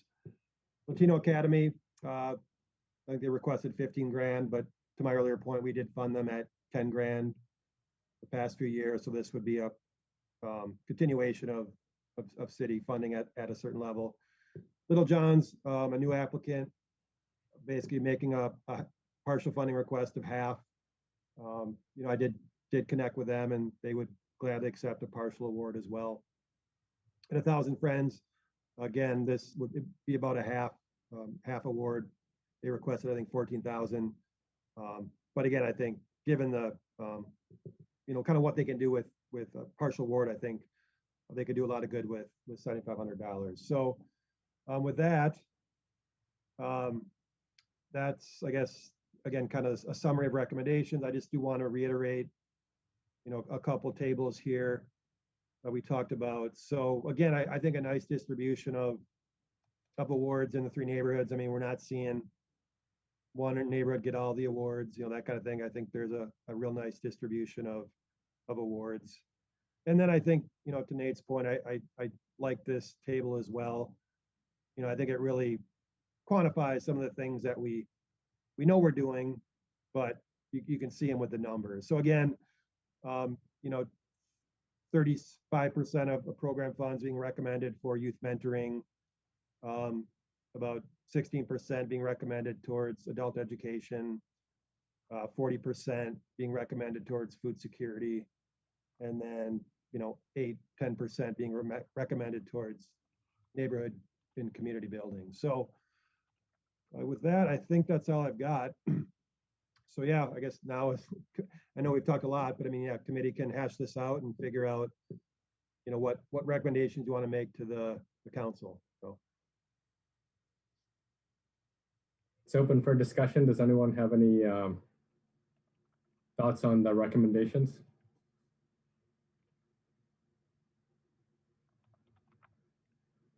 I'm okay with all the recommendations and the amounts, to be quite honest. Yeah, what I was going to say is Wade has obviously fine-tuned how he makes his recommendations. I had to. So your experience shows, and I really appreciate your absolutely solid input. Thank you. I would echo what Ryan and Dorothy have said. Thank you so much for all of the work, and I'm aligned with what you've put together here. Thanks. I was also going to say that it was really well laid out and everything, like, yeah, like what Nate was referring to, just the tables and everything just made everything really sensical and made everything made sense. So this meeting is not going to last as long as we feared. Yeah, I mean, This might be a record for us, you guys. I don't know, but it's still, you know, other people can comment. It might go a different direction. Sounds like what we're experiencing is the heat of agreement. I like the idea that we are continue working with some, you know, not-for-profit that they have been operating in the city for a couple of years, and you know, so we know that, and also we are adding new ones, you know, like Little John's, 1,000 Friends, Dear Daily, you know. So I think we have a good mix of, you know, new organization coming to be a, you know, partner in the Healthy Neighborhood Initiative, and you know, we have existing ones. So yeah, and I I was, guess, yeah. So. no, please continue. I'm sorry. Okay, I know I want to say thank you, Wade, for putting all this together. And I think that, you know, I am fine with the recommendation, you know. I wish we had more money, but, Yeah. you know, but yeah, so. But at least we need to feel comfort, you know, proud that we are, you know, we are doing something to help, and especially now. And we have a very good system, at, you know, so for the city, you know, this is taxpayer money that we're using. And we also need to thank all the taxpayers in the city of Fitchburg, because they are trusting us to make this decision. And so this money is not coming from federal government, CDBG.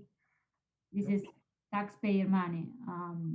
So I, you know, I am glad that we reach out to this. So. Yeah, I'm just gonna piggyback off of that. Wade, awesome job. I mean, 3-4 years in, that I don't know if the word disappointed is the right word, but I usually look forward to our back and forth discussions on how I'd rather allocate the money, but you sort of hit it spot on this year. So kudos to you on that. Awesome job. Hey, we'll get a happy hour. We'll get a happy hour when COVID's gone, and we can debate these then if you want. Beautiful. I'm looking forward to it. Awesome job when it came down to the breakdown. If there's one huge takeaway that I would like everybody to grab is that table, especially with the percentages. Please continue to use those. It's helpful at the very end to be able to see, although we might not hit all the neighborhoods right away from the neighborhood far right side, but the percentage of what we're allocating the funds towards, I think that really gives us a lot of clarity on that. So again, I just sort of want to circle back and say thank you for that.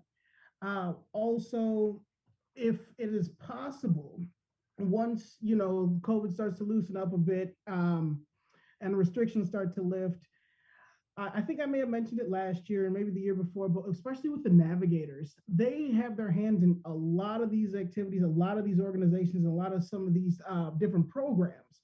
So if they ever would like to come in and speak on behalf of the community to be able to let us know some of their takeaways from what they see, you know, year to year on the fiscal, I would definitely like to see that firsthand, or hear at least, because I can't be everywhere at once and I don't get a chance to go out there and see these. But if they're working with them, it's one thing to see the numbers in a data spreadsheet, but it's different when you actually hear the impact from somebody that's experienced it.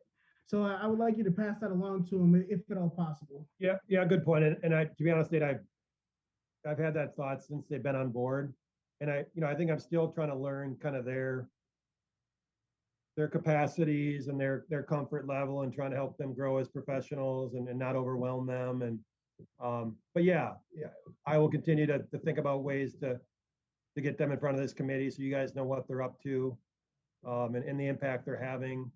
So yeah, I appreciate that. Yep.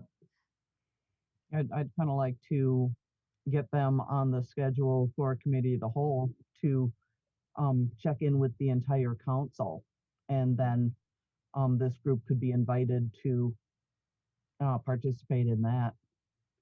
Yep. Yeah. No, I'm open to all that. Yep.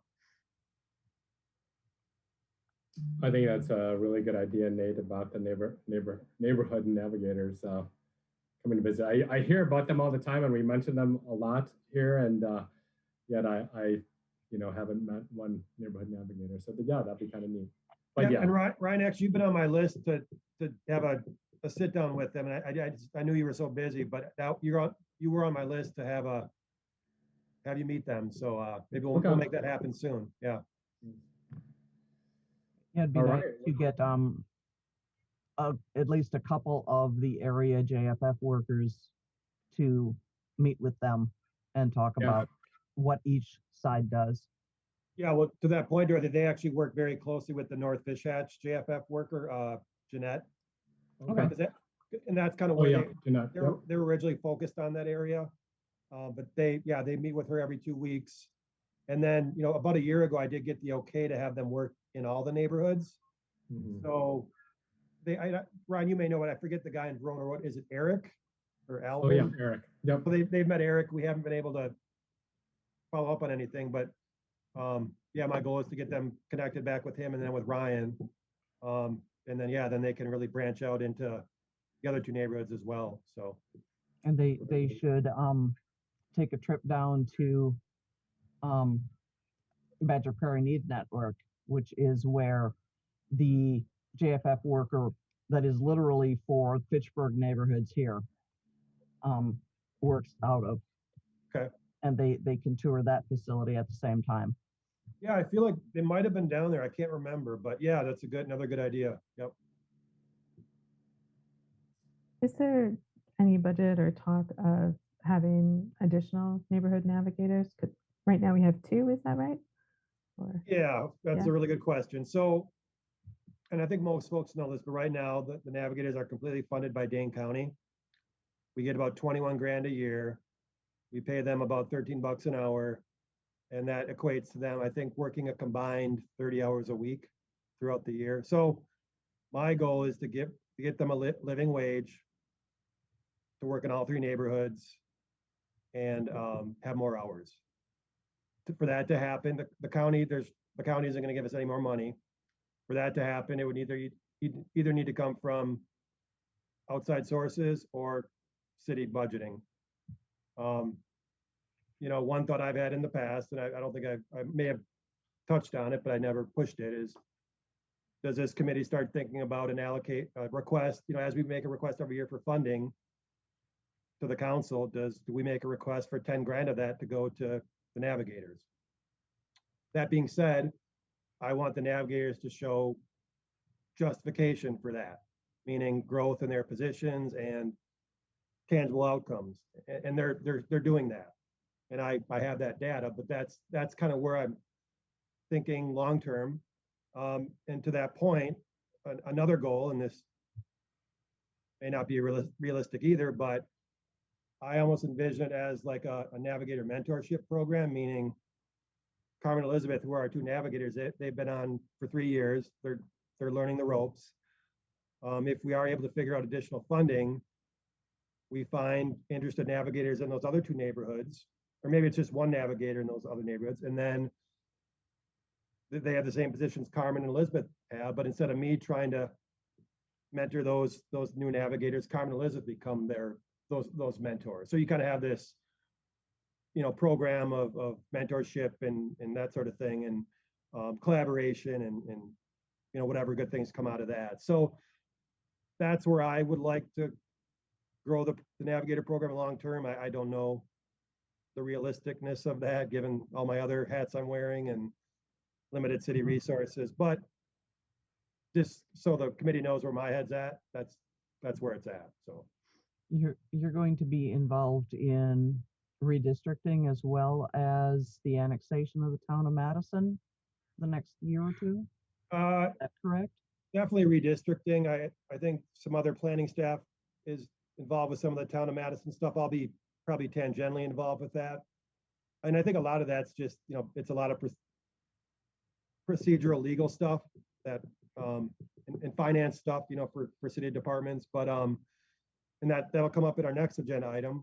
But, Southdale in that area will be coming into the city of Fitchburg, that neighborhood. So I think there's talk about that becoming a fourth priority neighborhood. So, yep. Redistricting will keep you busy for the upcoming year, at least anyway, added to your plate. So back to Navigators, we know the county pays them. Are they an employee of either ours or theirs, or is there Yeah. is it a contract-based thing? Yeah, And I think through- I think it's similar to the senior center people, Dorothy, where they're part-time, limited term city employees, subject to county funding. So they essentially work under me. They're on city payroll and they have city email and business cards. But should that county money go away, which I don't think it will, and Mhm. no city money is apparent, then that they would go away. But yeah, we have a contract with them. You guys, the council approves that every year, in January. So yeah.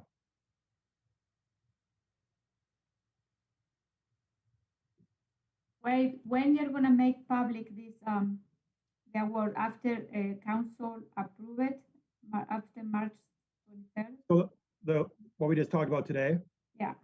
that's a good point. So maybe what we need to do first is you guys want to make a motion to approve that, and then we'll talk about Yeah. next steps. Yeah. So Ryan, I guess the motion would be accept staff's recommendations for 2021 grant award funding. Okay. That's a We have a recommendation of the council. Yep. We have a motion to accept staff's recommendations for 2021 funding. I can move it. All right, do we have a second? Second. All right, all in favor? Right. Aye. All opposed? No? All right.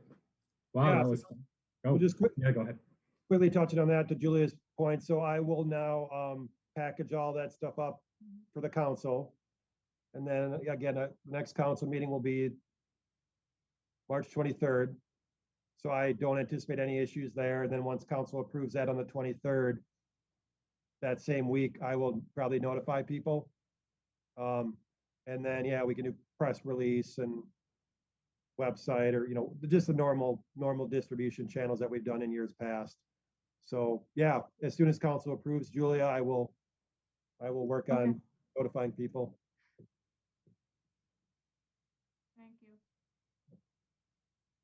Remind me again when we do that separate funding pile and they're with the other organization. Oh, I'm spacing on their name. United Way, was that fund? The Fitchburg Fund or?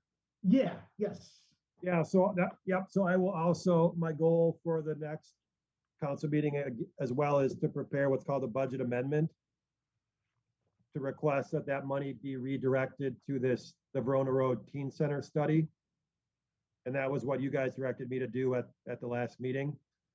So basically I had to wait to make sure the money was carried over, which happened last night. And now that it's carried over, I will make that request to redirect it. Does that make sense? Yep, makes perfect sense. Thank you. With the addition of those funds, is that study fully funded?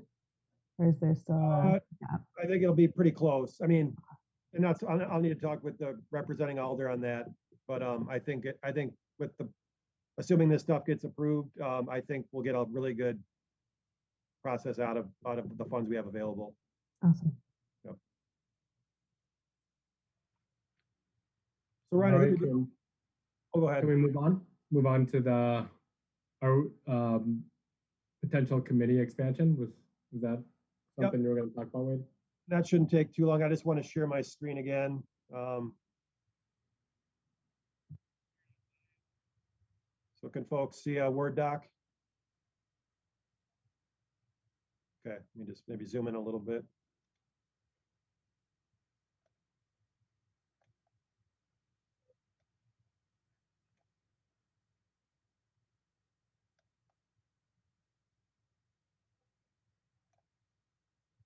I'm freezing up here. There we go. So, and this, we kind of touched on this in a previous, just a few minutes ago, and Emily's obviously a new committee member, and we're at full strength for the first time in, I think, since our first year. Took us a long time to get that 5th spot filled, but we have that now, and that's obviously a good thing. So the first bullet point is kind of our language in terms of what the composition of the committee should look like. So, I think with Southdale coming on board, obviously we want to, in my opinion, we would want a committee member that either lives or works in that neighborhood. So that would put us at 6.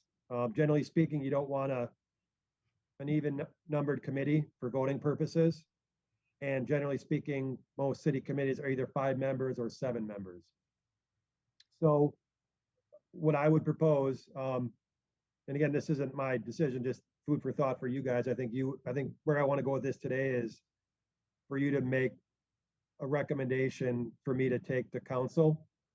And then I don't quite know the timing of that, but I will check in with some other people and see when that timing should happen. And then potentially we could have a expanded committee come, this summer sort of thing, or whenever Southdale maybe comes online. So my thought would be in terms of potential expansion would be, again, 7 members, basically with the same existing composition, but with 2 additions. The first bullet point being basically, again, Southdale would be added as a priority neighborhood, again, with a new member from that lives or works in that neighborhood.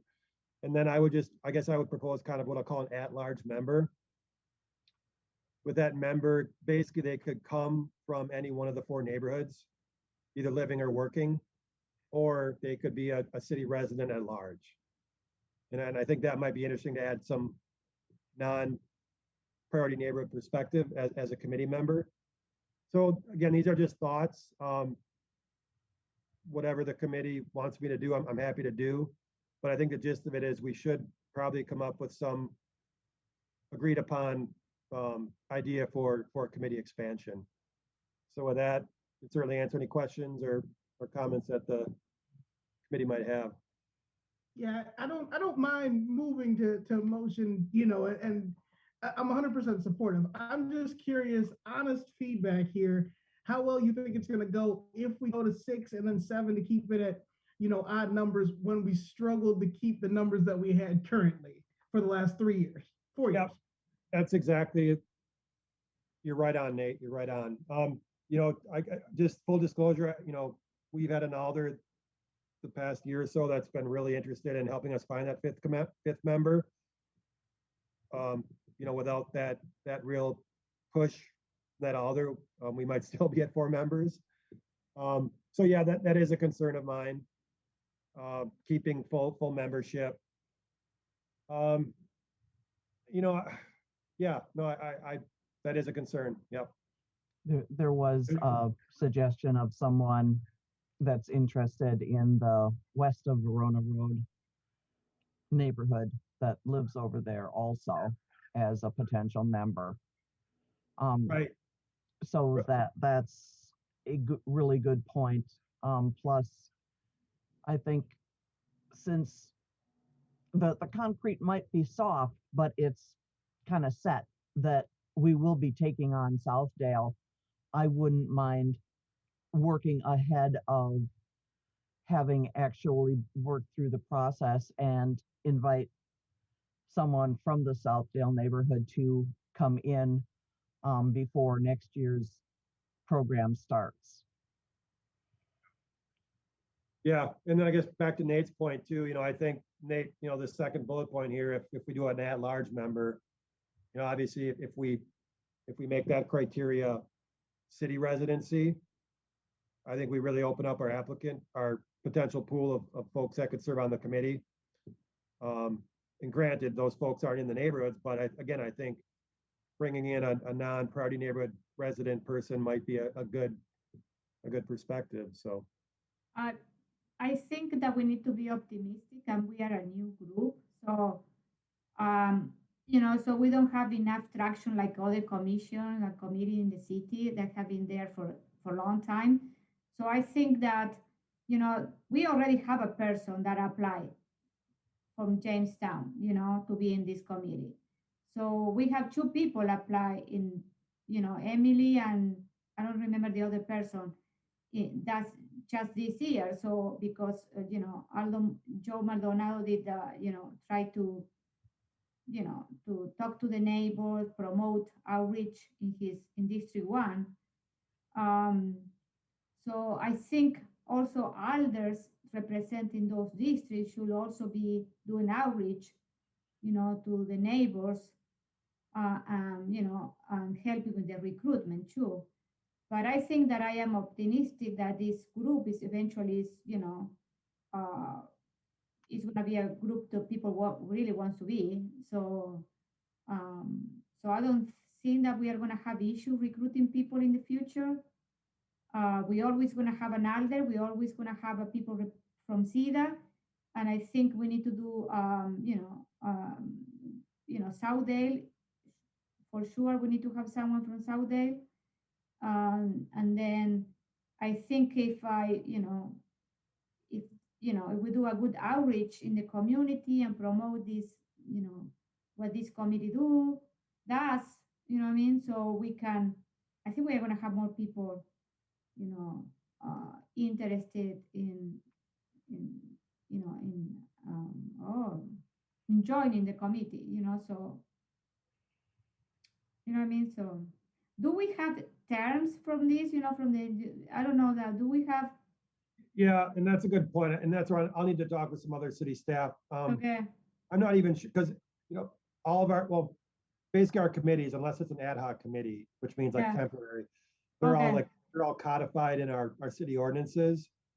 I'm not clear if this committee has ever been codified.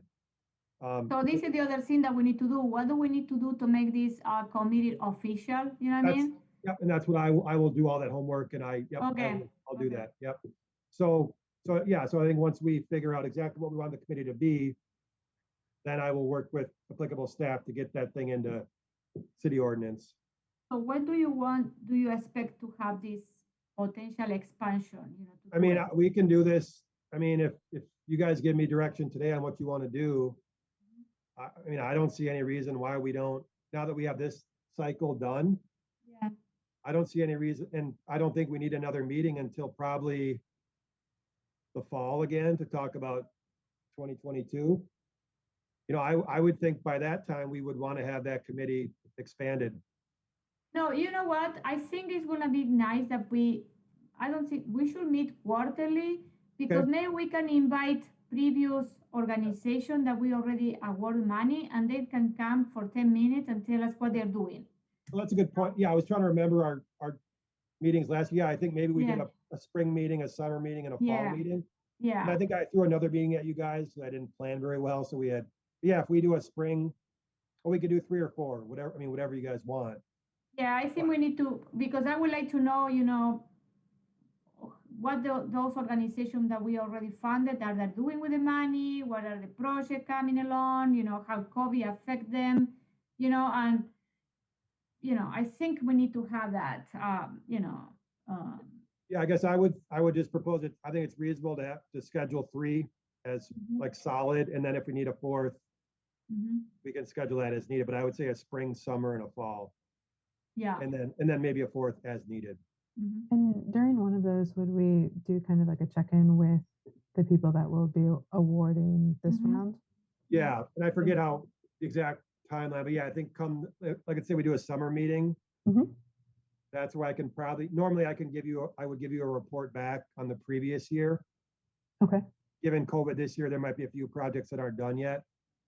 And then usually the fall meeting, and that's where we could have people come and talk about their projects. The fall meeting is where we would talk about improvements for the 2022 program and set the stage for how much money are we going to ask for from the council, basically getting the program set up for 2022. Okay.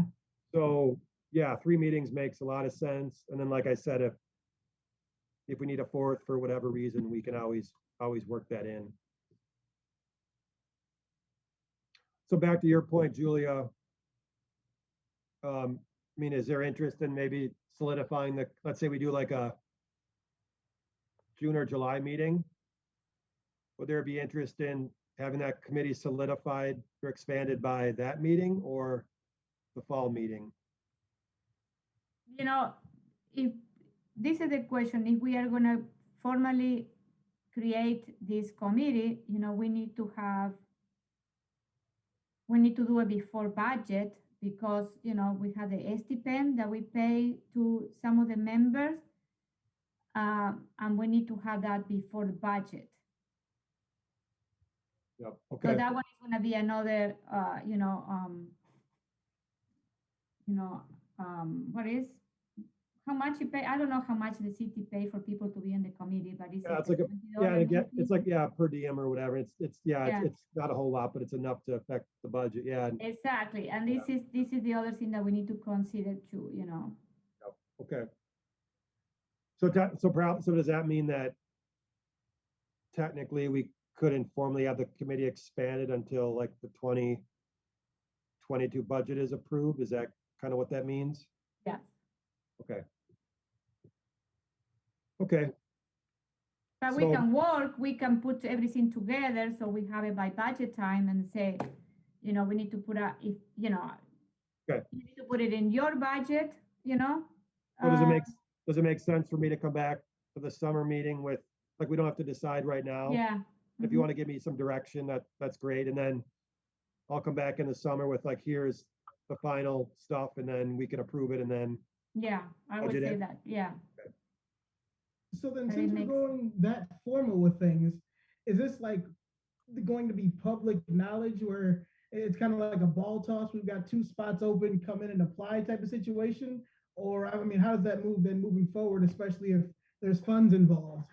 Yeah, really. I mean, Nate, honestly, it's not going to really change like anything about this committee besides the fact that you guys will get a per diem. And we'll just have it codified in city ordinance, but nothing operationally speaking, nothing's really going to change. So what you put together for that next meeting, you probably are going to want to notice it on the agenda as an action item,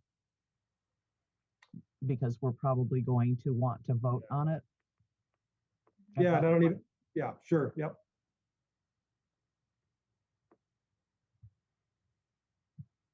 Okay, I will do that for the summer meeting. That being said, does the committee have any general direction on what you'd like me to prepare? I mean, I think, are we at a consensus of 7 members? I guess maybe that's a starting point. I'm aligned. Yeah. Yep. So 7 members and what we need to do to codify the committee. And then are we comfortable saying one of those members will be a Southdale person? Yeah. Mm-hmm. Yes. Perfect. Then are we up? And then the 7th person, I guess I would propose either like I guess kind of an at-large person that could either be, you could live anywhere in the city, or you could live in any of the 3 neighborhoods. Yeah. 4 neighborhoods at that point. I would probably prefer to keep it to within the neighborhoods. One of my fears, I suppose, either way, is that people would want to get on the committee that oppose funding. Okay. And I don't know how we would try to control negative influences in the committee, but I'm aware that might exist. Yep, fair point.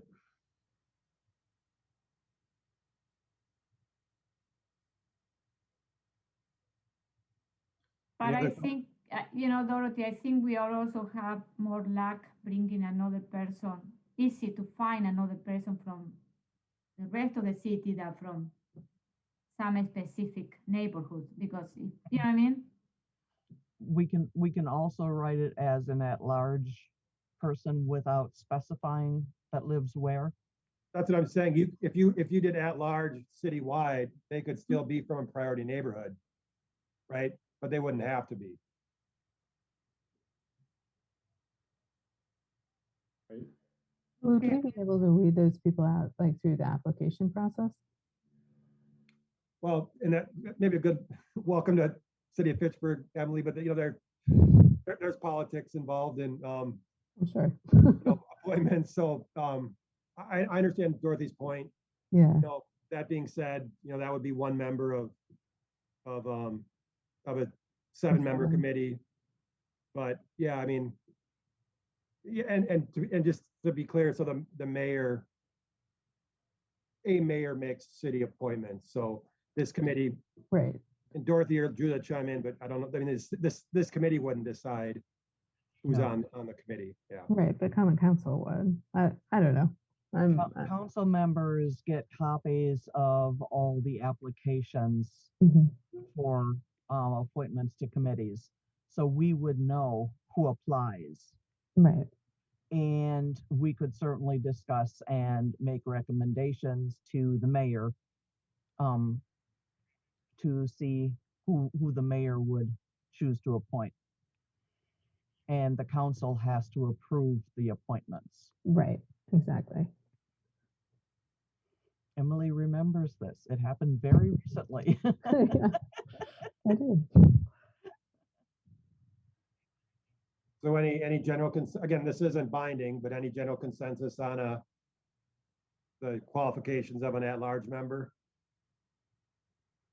Or I mean, like the geography of where they live or work. I would just leave it as at large and not say anything about Well- neighborhoods or not neighborhoods. But I mean, a city resident.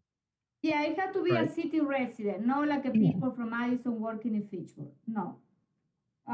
I will oppose to that. It should Yeah, I be mean, someone from the city. I think all our committees require city residency. No, I know, yeah. Yeah. So you need to remove that, either living or working. So just an at-large member, Yeah. implied city residency. Okay. Is that a consensus? Is that a majority consensus or I'm aligned. Ryan, any thoughts or? I like it. Do we need to have a vote on that, or we're No, okay? that'll give me enough to prepare for the next meeting, and then I'll have that ready next meeting for a vote. Okay. Sounds good. Alrighty, are we ready to move on? A couple more things left. Report, is there a report from the department? I don't think so. Yeah, just continuing to plug away with all sorts of H&I stuff, you know, Navigators, grant program, North Fitch Hatchery Road Hub, Verona Road West, Teen Center. So Okay. maybe come summer, I can, got a little bit of breathing room. I can give you an update on some of those things as well. Can you send to the committee the presentation that you put together for the hub from where it was, the meeting that we have? I've done so many, Julie. What was it, CETA or? SIDA or Sierra Club, I don't remember. Yeah. Okay, You yeah, have I a can, nice- Yeah. yeah. Yep. Especially for Emily, so she know what we're trying to do there. Yeah, the Sierra Club one, I was actually on that meeting, so I was Oh, listening okay, in. okay, Yeah, okay. yeah. Okay, but yes, Mhm. if you can share that document because, you know, Sure. Do we have any kind of a quick timeline update of what happens next on Traceway? With the hub? Yeah. Yeah, so I was trying to think what I last told you guys. So we basically went out to we put an RFP out for final design. We got some bids, we interviewed some consultants, we preliminary selected one consultant. That was the consultant that did our first conceptual design phase. So right now we're working out the contract details. And once we do that, we will, these are just standard city processes. We'll get a pre-approval of that contract. Once we get that, then it'll, I believe it then goes to the full council for approval. And then once that happens, we can begin work with that consultant to do the final design. And that final design will entail a ton of neighborhood engagement. You know, they're going to help us shape that final design. I hope to get the contract to pre-approval in the next 2 weeks. And then normally it takes about a week for pre-approval-ish. And then, I would say sometime in April, it'll come before the council for approval. And then we would begin work with the consultant in the neighborhood, April or May. And then the goal is to get that planning done. And then what happens when that planning's done, we get all the construction documents ready. And then we put it out to bid for construction. And then same process I just talked about for design in terms of approvals. And then our goal is by spring of next year to break ground on that. So, a year from now-ish, we should hopefully have some, bulldozers up there, or at least getting ready to get up there. So Okay, cool. Thank you. the slow wheels of government, Dorothy. I know. Well, my main question was when do shovels get in the dirt? And I think the other thing that we need to be sure is the park dedication fee section. Yep. We need So- we need to be clear because we need to be sure that we can use those fees to And fund the park. that might be particularly if that side of Traceway is not part of what is considered the community park. If it's not on the map of what is that community park, we should get it on the map.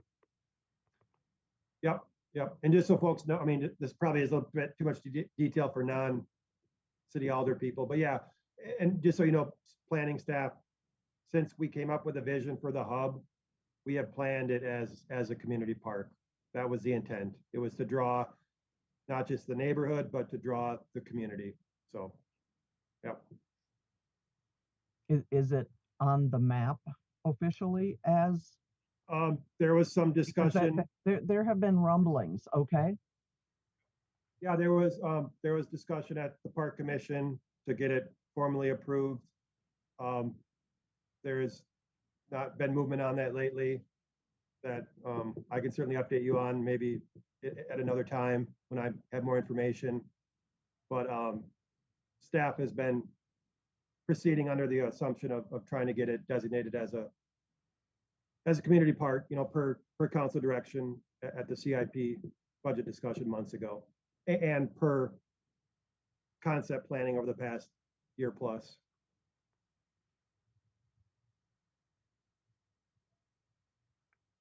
Hopefully it stays in both CIP and operating budgets. Yeah, and again, there are the two pieces of the hub. There's the north side, which is the park space. That's going to get developed at some level. I hope at the level that we plan for.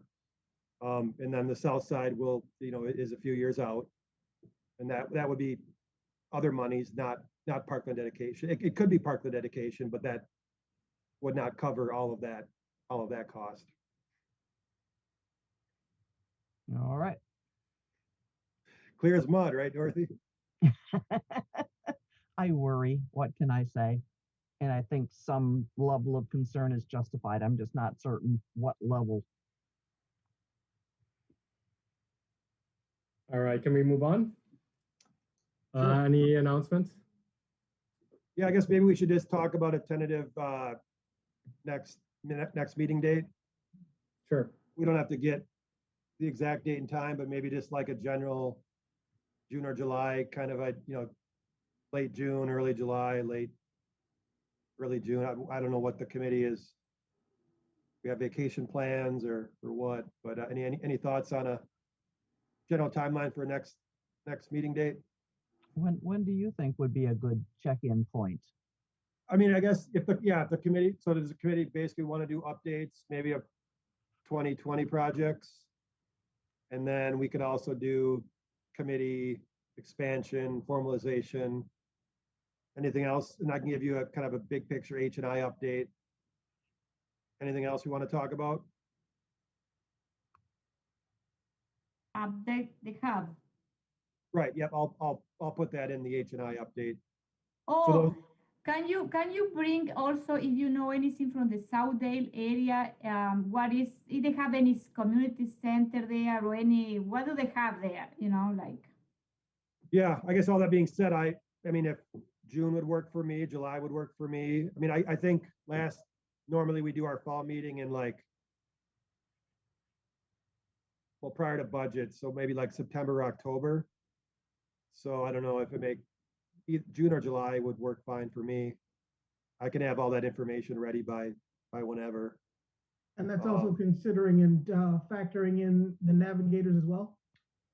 Yeah, I mean, maybe, yeah. Does the committee have any preference on June or July?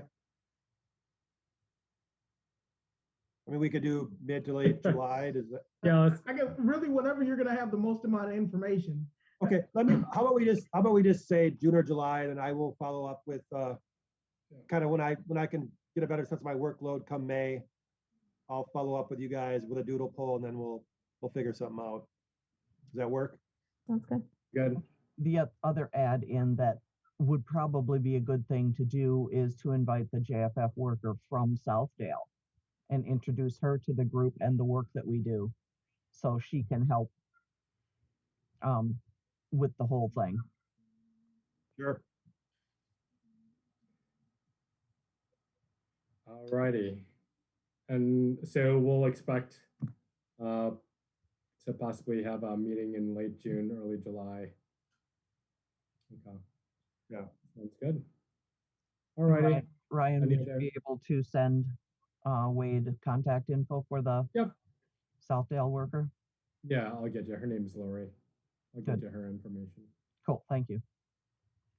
All right, motion to adjourn? Yeah, go ahead. Motion to adjourn. Second. Second. All right.